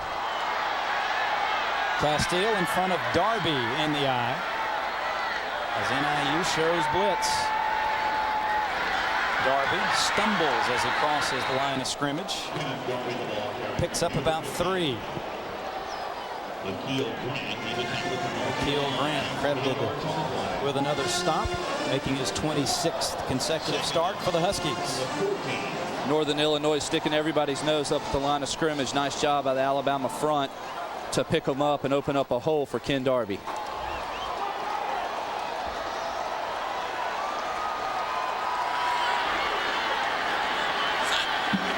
Same look on second down for Alabama.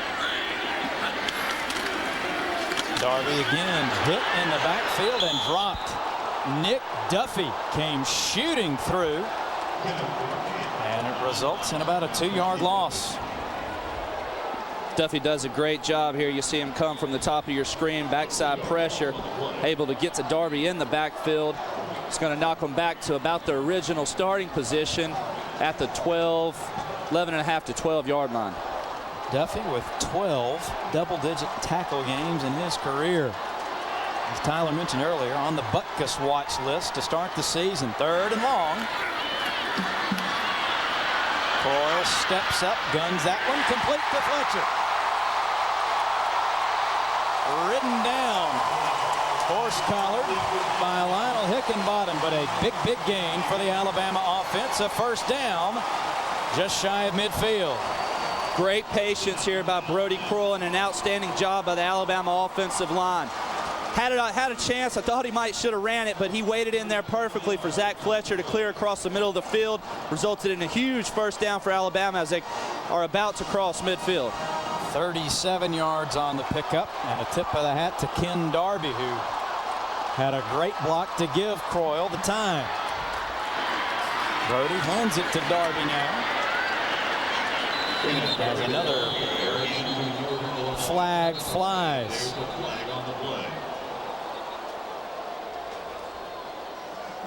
Alabama applauds.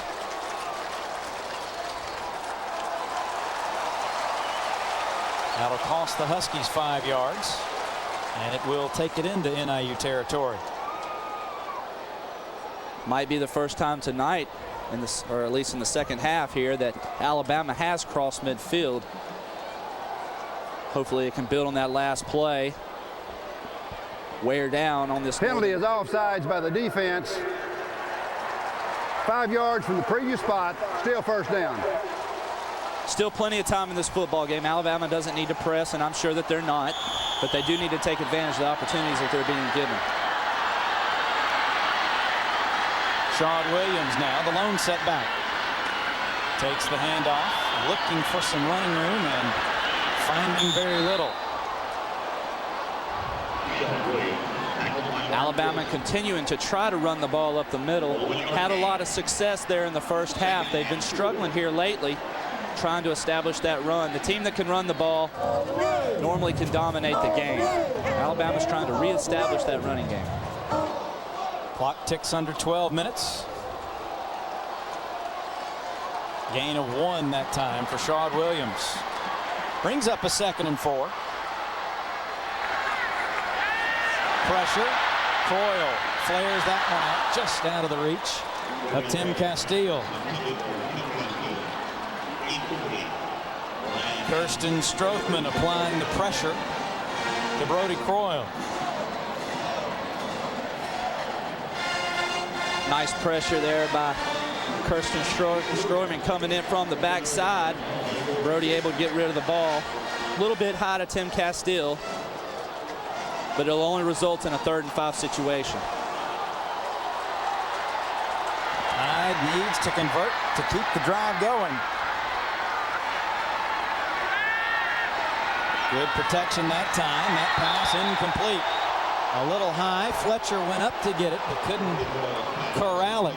Rob Lee, a strong cornerback with good coverage that time. Plenty of time. Nice protection by Alabama. That's just a good play. That's all there is to it. He had good coverage. Zach does a nice job of trying to push off. Mike Shula thought there may have been a little too much contact. He did. Freeland to punt it again. Sheldon will let that one go. Out of bounds at the 9-yard line. 11:16 to go in the 4th quarter, and the Huskies backed up deep again. Visit the CSS website at www.css-sports.com and click on the Football Gridiron link for complete programming information on coaches' shows, encore games, and live football coverage on CSS. Visit www.css-sports.com today. 3-point lead and the football for Northern Illinois, but they'll start this drive from their own 9-yard line when we come back. Huskies leading at 12-9 over the Crimson Tide. Back to Tuscaloosa in a moment. Once more, an offense will start with lousy field position. Fortunately, if you're an Alabama fan, NIU is the squad backed up deep. The Alabama defense, you know, Tyler, they're thinking big play of their own right now. Turner, the single setback. Calder deals it away to him. Turner takes a couple of licks, runs out of bounds at the 23-yard line. First down Huskies, and back down to Chris Stewart. Guys, if you follow this Northern Illinois program the last couple of seasons, you shouldn't be shocked that they're able to lead Alabama right now in the fourth quarter. This really is one of the most amazing turnarounds in the history of college football. Joe Novak had a team that won 3 games over a 3-year period. They have posted 3 consecutive winning seasons now. They've already knocked off a ranked team. They're trying to make it 2 this season. We've only got about 4 weeks into the season. Coach Novak in his 8th year at DeKalb as head coach. Turner taking more punishment and taking more Alabama defenders with him as he'll have another first down. Alabama's defense starting to look a little bit tired as Micheal Turner starts to wear on him. The more carries he gets, the deeper he gets into this football game, the stronger he appears to be. Nothing fancy. We've said that several times tonight about this Northern Illinois offense, but when you can line up and run right at people, it makes things a lot easier for you.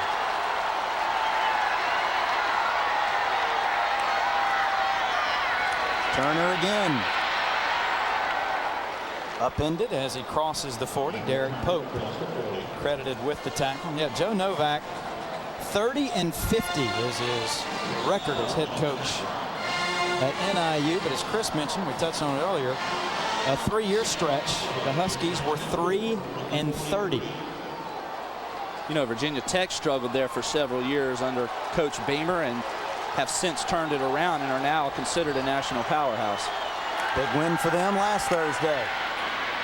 Harris, the ball carrier this time, moves the pile close to the first down marker.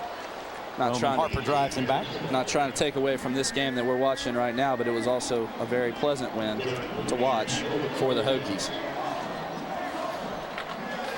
Safe to say the Hokie fan club grew in large numbers Thursday night.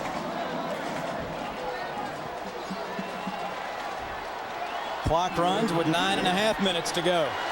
The Alabama defense needs a stop and would love to see a turnover.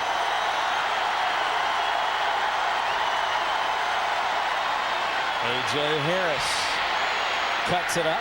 Will have the first down on 3rd and short. Tackled right at midfield.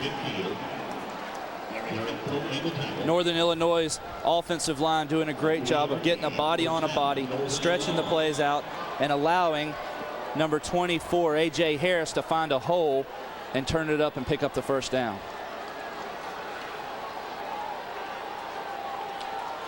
Harris only 3 carries coming into tonight, but he has spelled Micheal Turner effectively.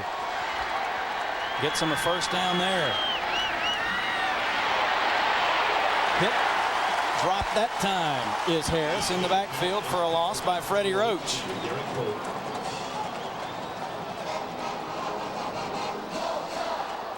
Freddie applying good pressure here, as well as, Derek Pope establishing pressure there up the field. Freddie Roach, nice job of scraping off and making the tackle. Freddie, the defensive player of the week, selected by the Alabama coaches. 8 tackles a week ago in the win over Kentucky. Second down long puts Northern Illinois in a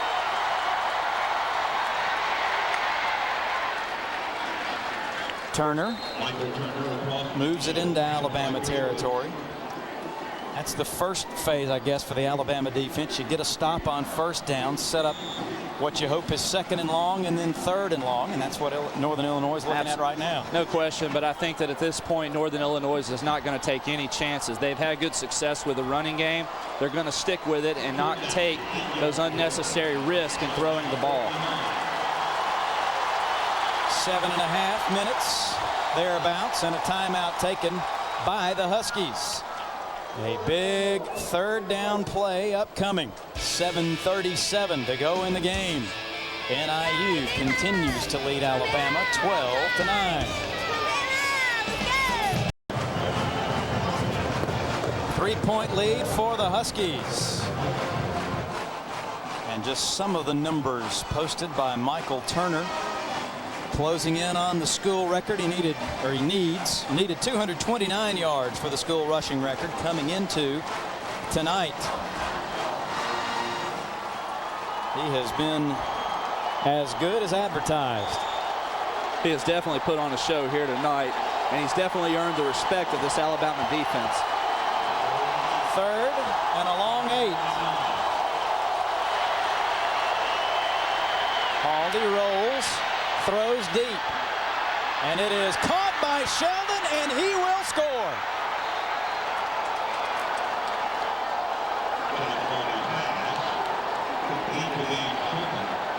The 5'11", 175-pound junior collects his 3rd touchdown grab of the season, and in doing so has stunned this Alabama crowd. 3rd and 9, and Coach Novak rolls the dice. Takes a huge risk right there, rolling out Josh Haldy. He's able to roll to his left and throw a nice pass to number 5, Dan Sheldon. Concentration just absolutely outstanding as he hauls it in and takes it in the end zone. 48-yard touchdown pass. Haldy to Sheldon.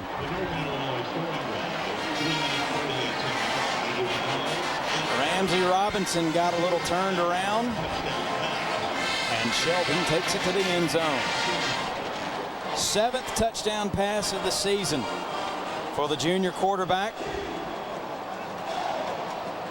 as they are trying to go 3-0 and pull off another big upset. 8 plays, 91 yards. Some big 3rd down conversions on that drive. None bigger, of course, than the 48-yard strike to Sheldon, who has big play potential. 11 catches of 30 yards or better a season ago, and that one still a lot of time to play in this game, but as much as the Alabama offense has struggled, that one may be a backbreaker. Well, let's hope not. There's a lot to this Alabama football team. They've never quit. Last few years, they've been through a tremendous amount of turmoil here down in Tuscaloosa. One thing that has remained constant, they've played hard on the field each and every weekend.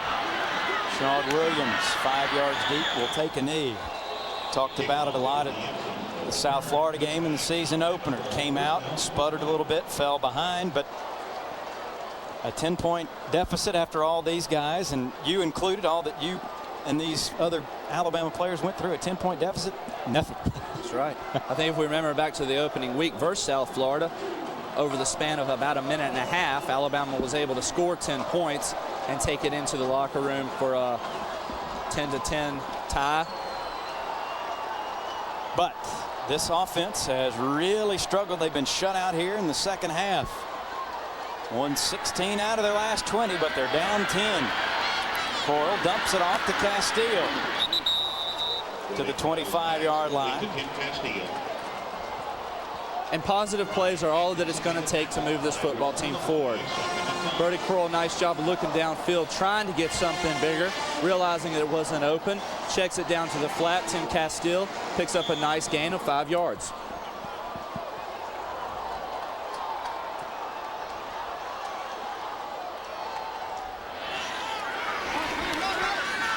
Coyle, another swing pass to Sean Williams, tripped up for no gain. Boy, the speed of this Northern Illinois defense will also catch your attention in a hurry. Akil Grant coming down from his strong safety position. It has just been absolutely amazing how those shoestring tackles have gone in the Huskies' favor all night. They're doing an absolutely outstanding job of open field tackle, not allowing Alabama's short game to catch the ball and run. 3rd and 5.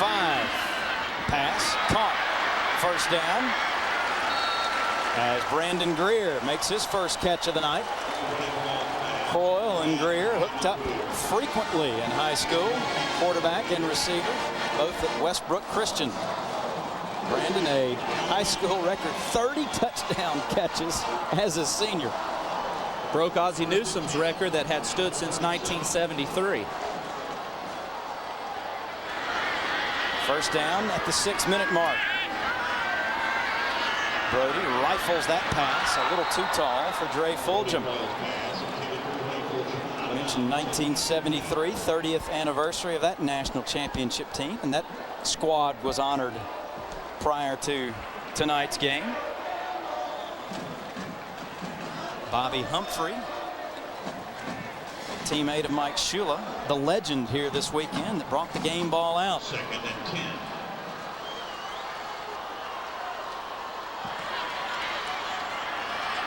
Second down for the Tide. Coyle surveys the field, finds Clint Johnston on the far side for a short pickup. He'll step out of bounds. That stops the clock with 5:53 to play.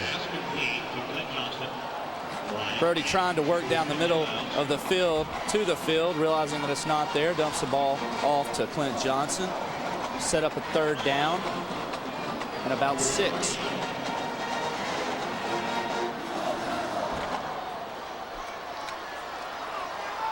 Third and 6 for the Tide. You get the feeling Alabama is the one that's had the 3rd and long yardage for the most part of the second half. Deep drop for Croy. Pump fake. Now he's going to try and run it. Eludes one man, but steps out of bounds, I think about a yard or two shy of the first down marker. Nick Duffy chased him out of bounds, and just nobody open. Northern Illinois is doing a nice job. They're trying to make it look like they're blitzing, and Alabama really can't tell the difference. They're doing such a good job. Of course, that time they back out, they flood the zones, the curls, the flats. They're taking away everything deep and forcing Alabama to stay underneath them. The Tide 4 for 4 on 4th downs this year. They need a yard here. Williams gets the handoff, has the first down and more. He will take it the distance. Touchdown.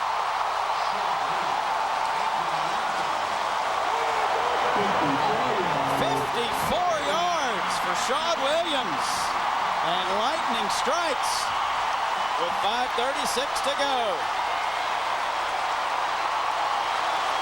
We really felt confident, although we were starting to wonder. We kept hoping that that big play would come. Shawn Williams delivers it for this Alabama offense. Hopefully now they can build on this. Extra point, important, as we have already seen tonight. Bostic to try and make it a 3-point game. And he does. Another look at the touchdown run for Williams. Once he broke through the line, it was clear sailing. Northern Illinois is putting everybody on the line of scrimmage again. As you see Shawn run through 2 Husky would-be tacklers. From that point on, it's a foot race, and 9 out of 10 times he's going to win them. 6th touchdown of the season for Shawn Williams. He is the only running back who has scored a rushing touchdown this year for the Tide, and he brings Alabama to within 3, 19-16, and here's Chris Stewart. Hey guys, the last time we saw Shawn Williams run through a hole like that, it was almost exactly 12 months ago, Fayetteville, Arkansas, when he was able to go on the first play from scrimmage, right up the gut, set the tempo in that game as the Tide knocked off the Razorbacks. That play may be the one that turns this one around. Crowd's back in it, Bama's back in it as well. 7 plays, 80 yards. Perhaps the key factor is a minute 52. Didn't take a lot of time, and still plenty of time now for Alabama. 5:36 to go. Crimson Tide with all 3 timeouts, and this crowd very much into the game. Alabama needs to continue to carry the fight to Northern Illinois on this kickoff. They need to try to pin them back as deep as possible. It's important that the kickoff team get down the field as quick as possible. Kyle Robinson to boot it away. Randy Drew and Lionel Hickenbottom, the deep men. It'll be Hickenbottom from the 7. Spins across the 30, taken down at the 33, maybe the 34-yard line by Terrence Jones. So now it falls to the Alabama defense to get the ball back. You got to love it, though, for the Alabama defense. They have to have a little extra spring in their step as they take the field right now. The fans have gotten back in this game. The electricity is flowing. The defense needs to step up and make a big stop right now. Turner trying to weave his way through traffic. Gets a yard and no more. Freddie Roach meets him and drives him back.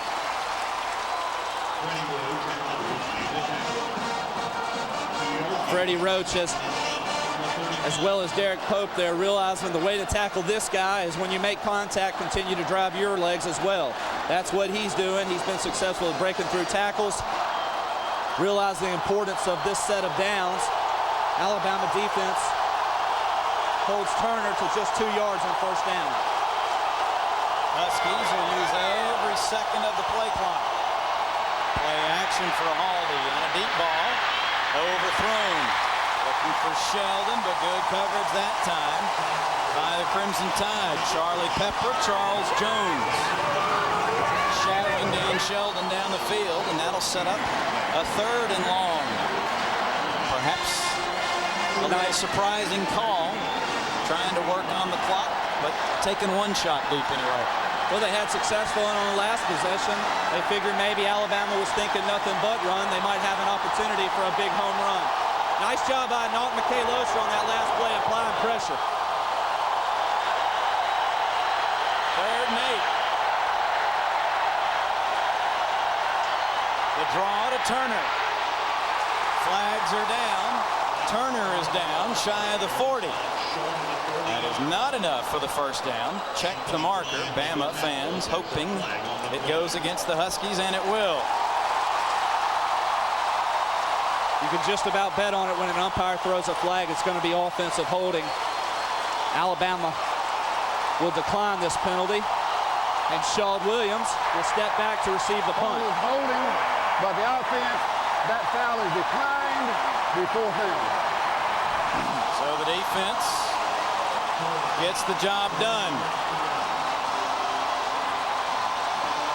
And Alabama is going to have to spend the timeout.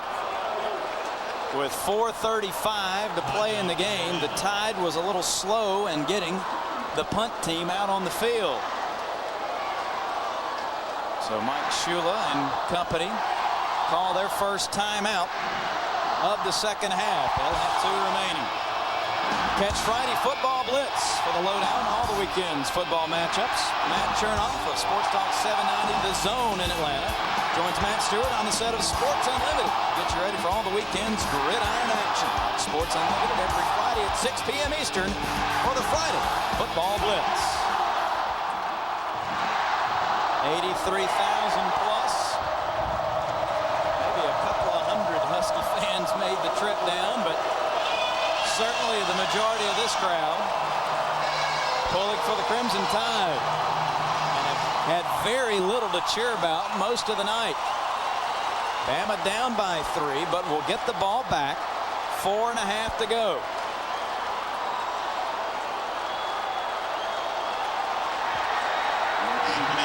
Shawn Williams around the 20. Excuse me. I'm sorry. You can almost feel that the momentum has changed in this game as Shawn Williams awaits the punt. Another beautiful kick by Gallagher that Williams lets go. And thankfully for the Tide, it will reach the end zone. Another beautiful kick by Anthony Gallagher, but couldn't keep it out of the end zone. 60 yards on that punt. And Alabama will start from the 20.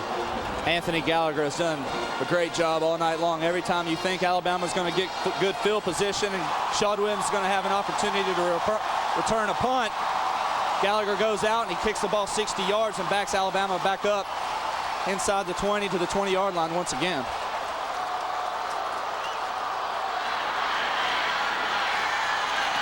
Coyle to throw on first down, but he is sacked. Back at the 14-yard line. Not the way you want to start an offensive possession, especially when you're down 3 points. Quince Holman got the penetration that time.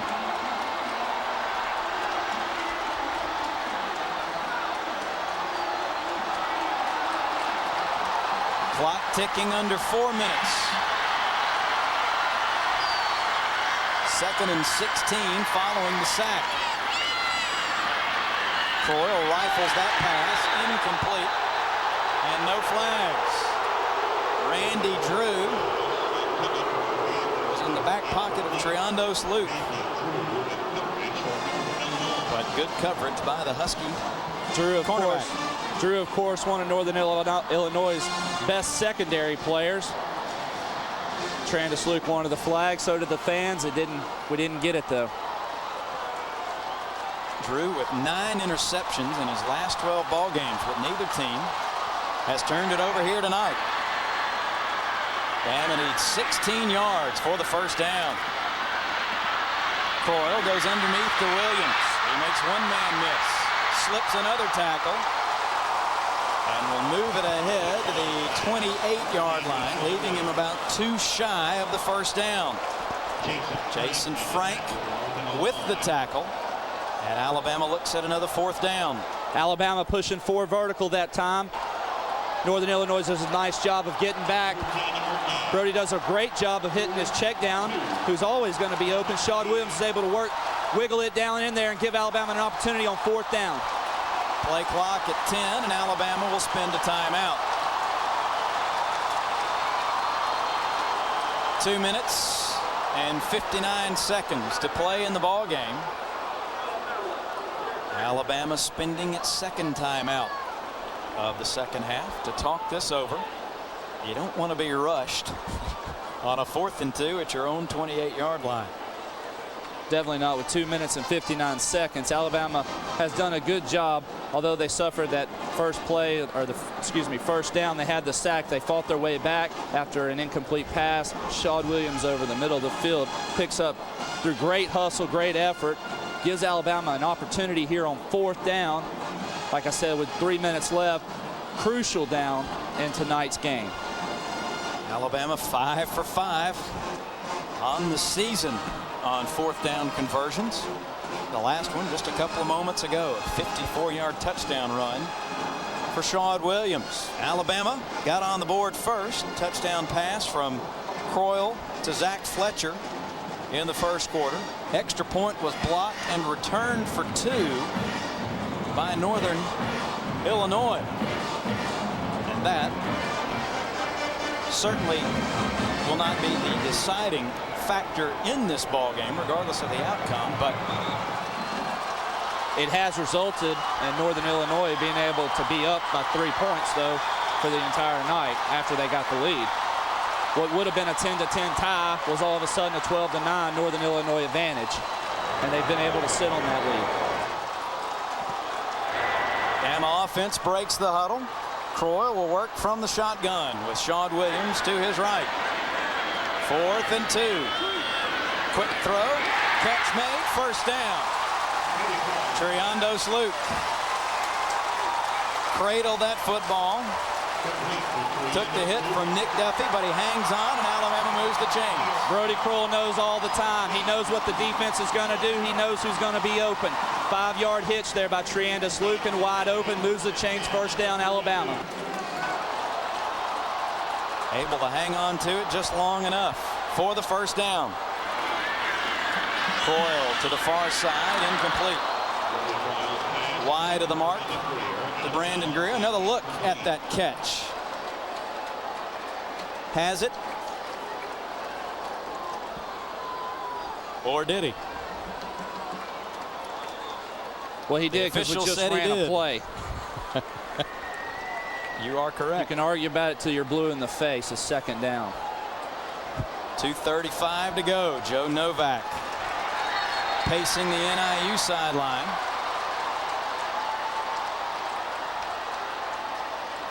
And somehow the ball got moved from the hash mark about 2 yards to the left and backwards. So they'll re-spot it, start the play clock again.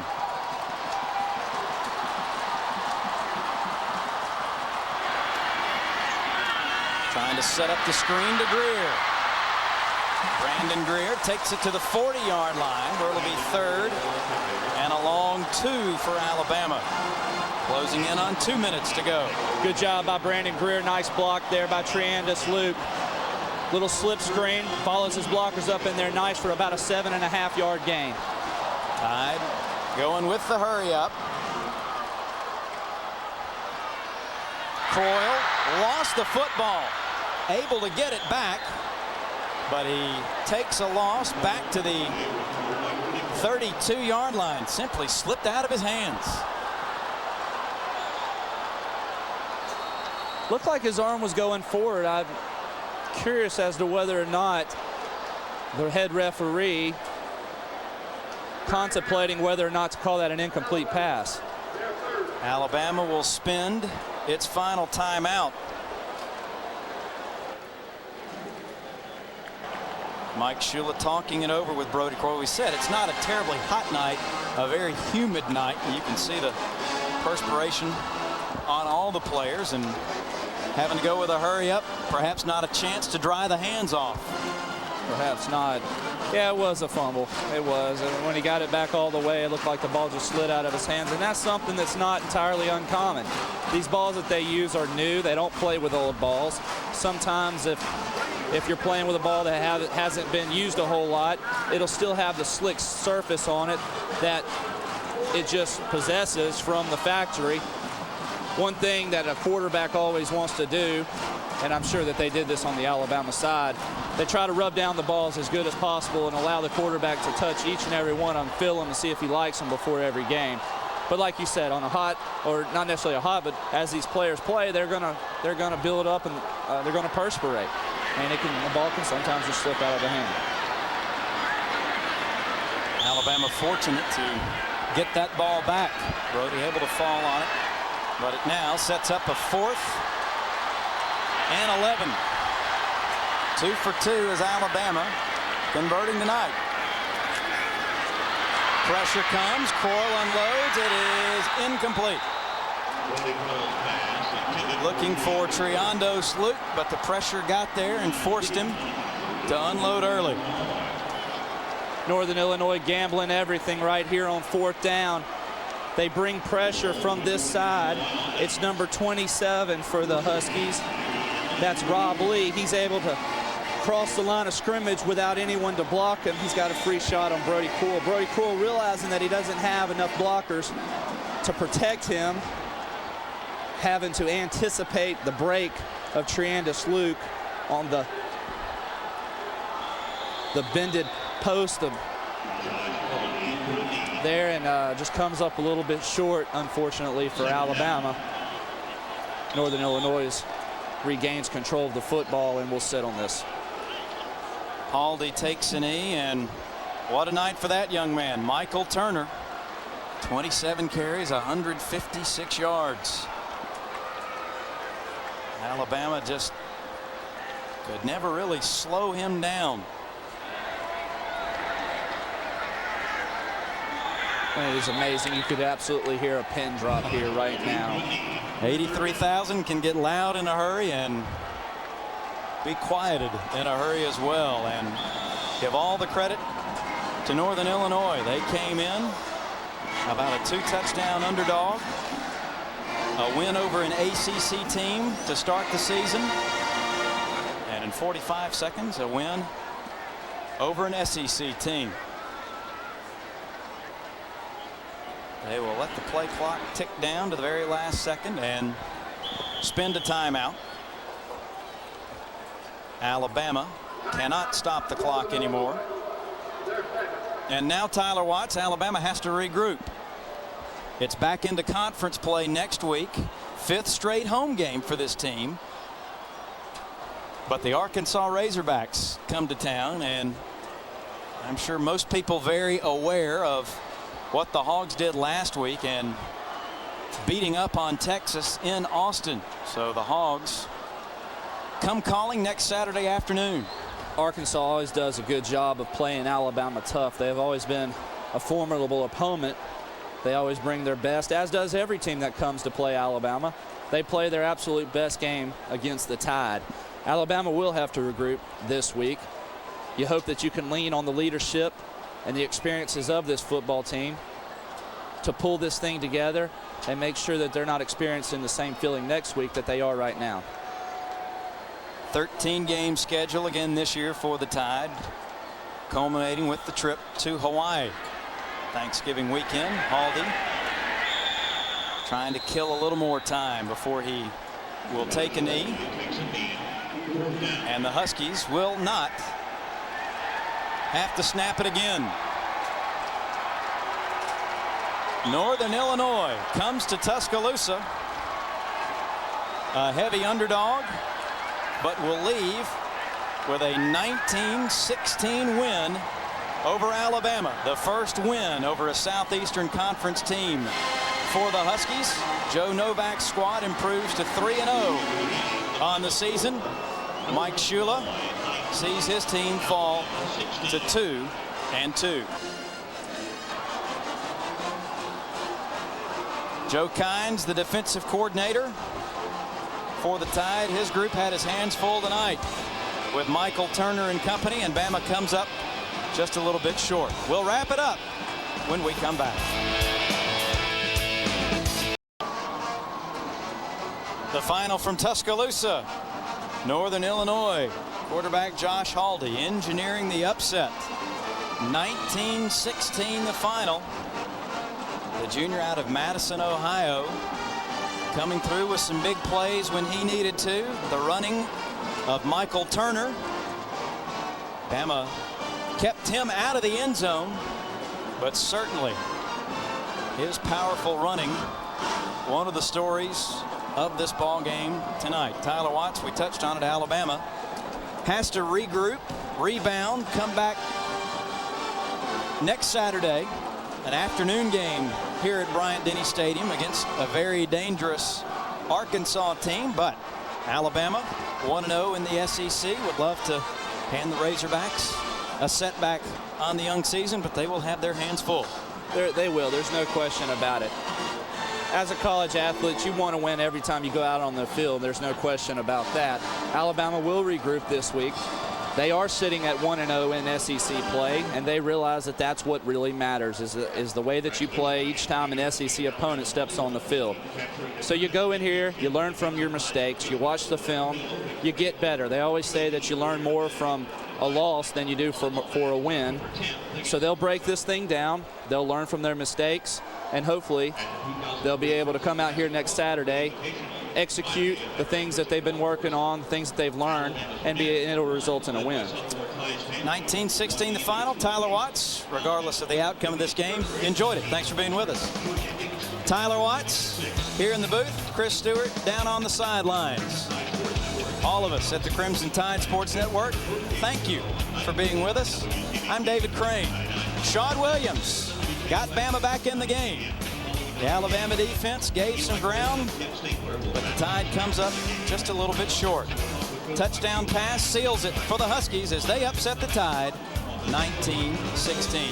Thanks for being with us. Good night, everyone, from Tuscaloosa.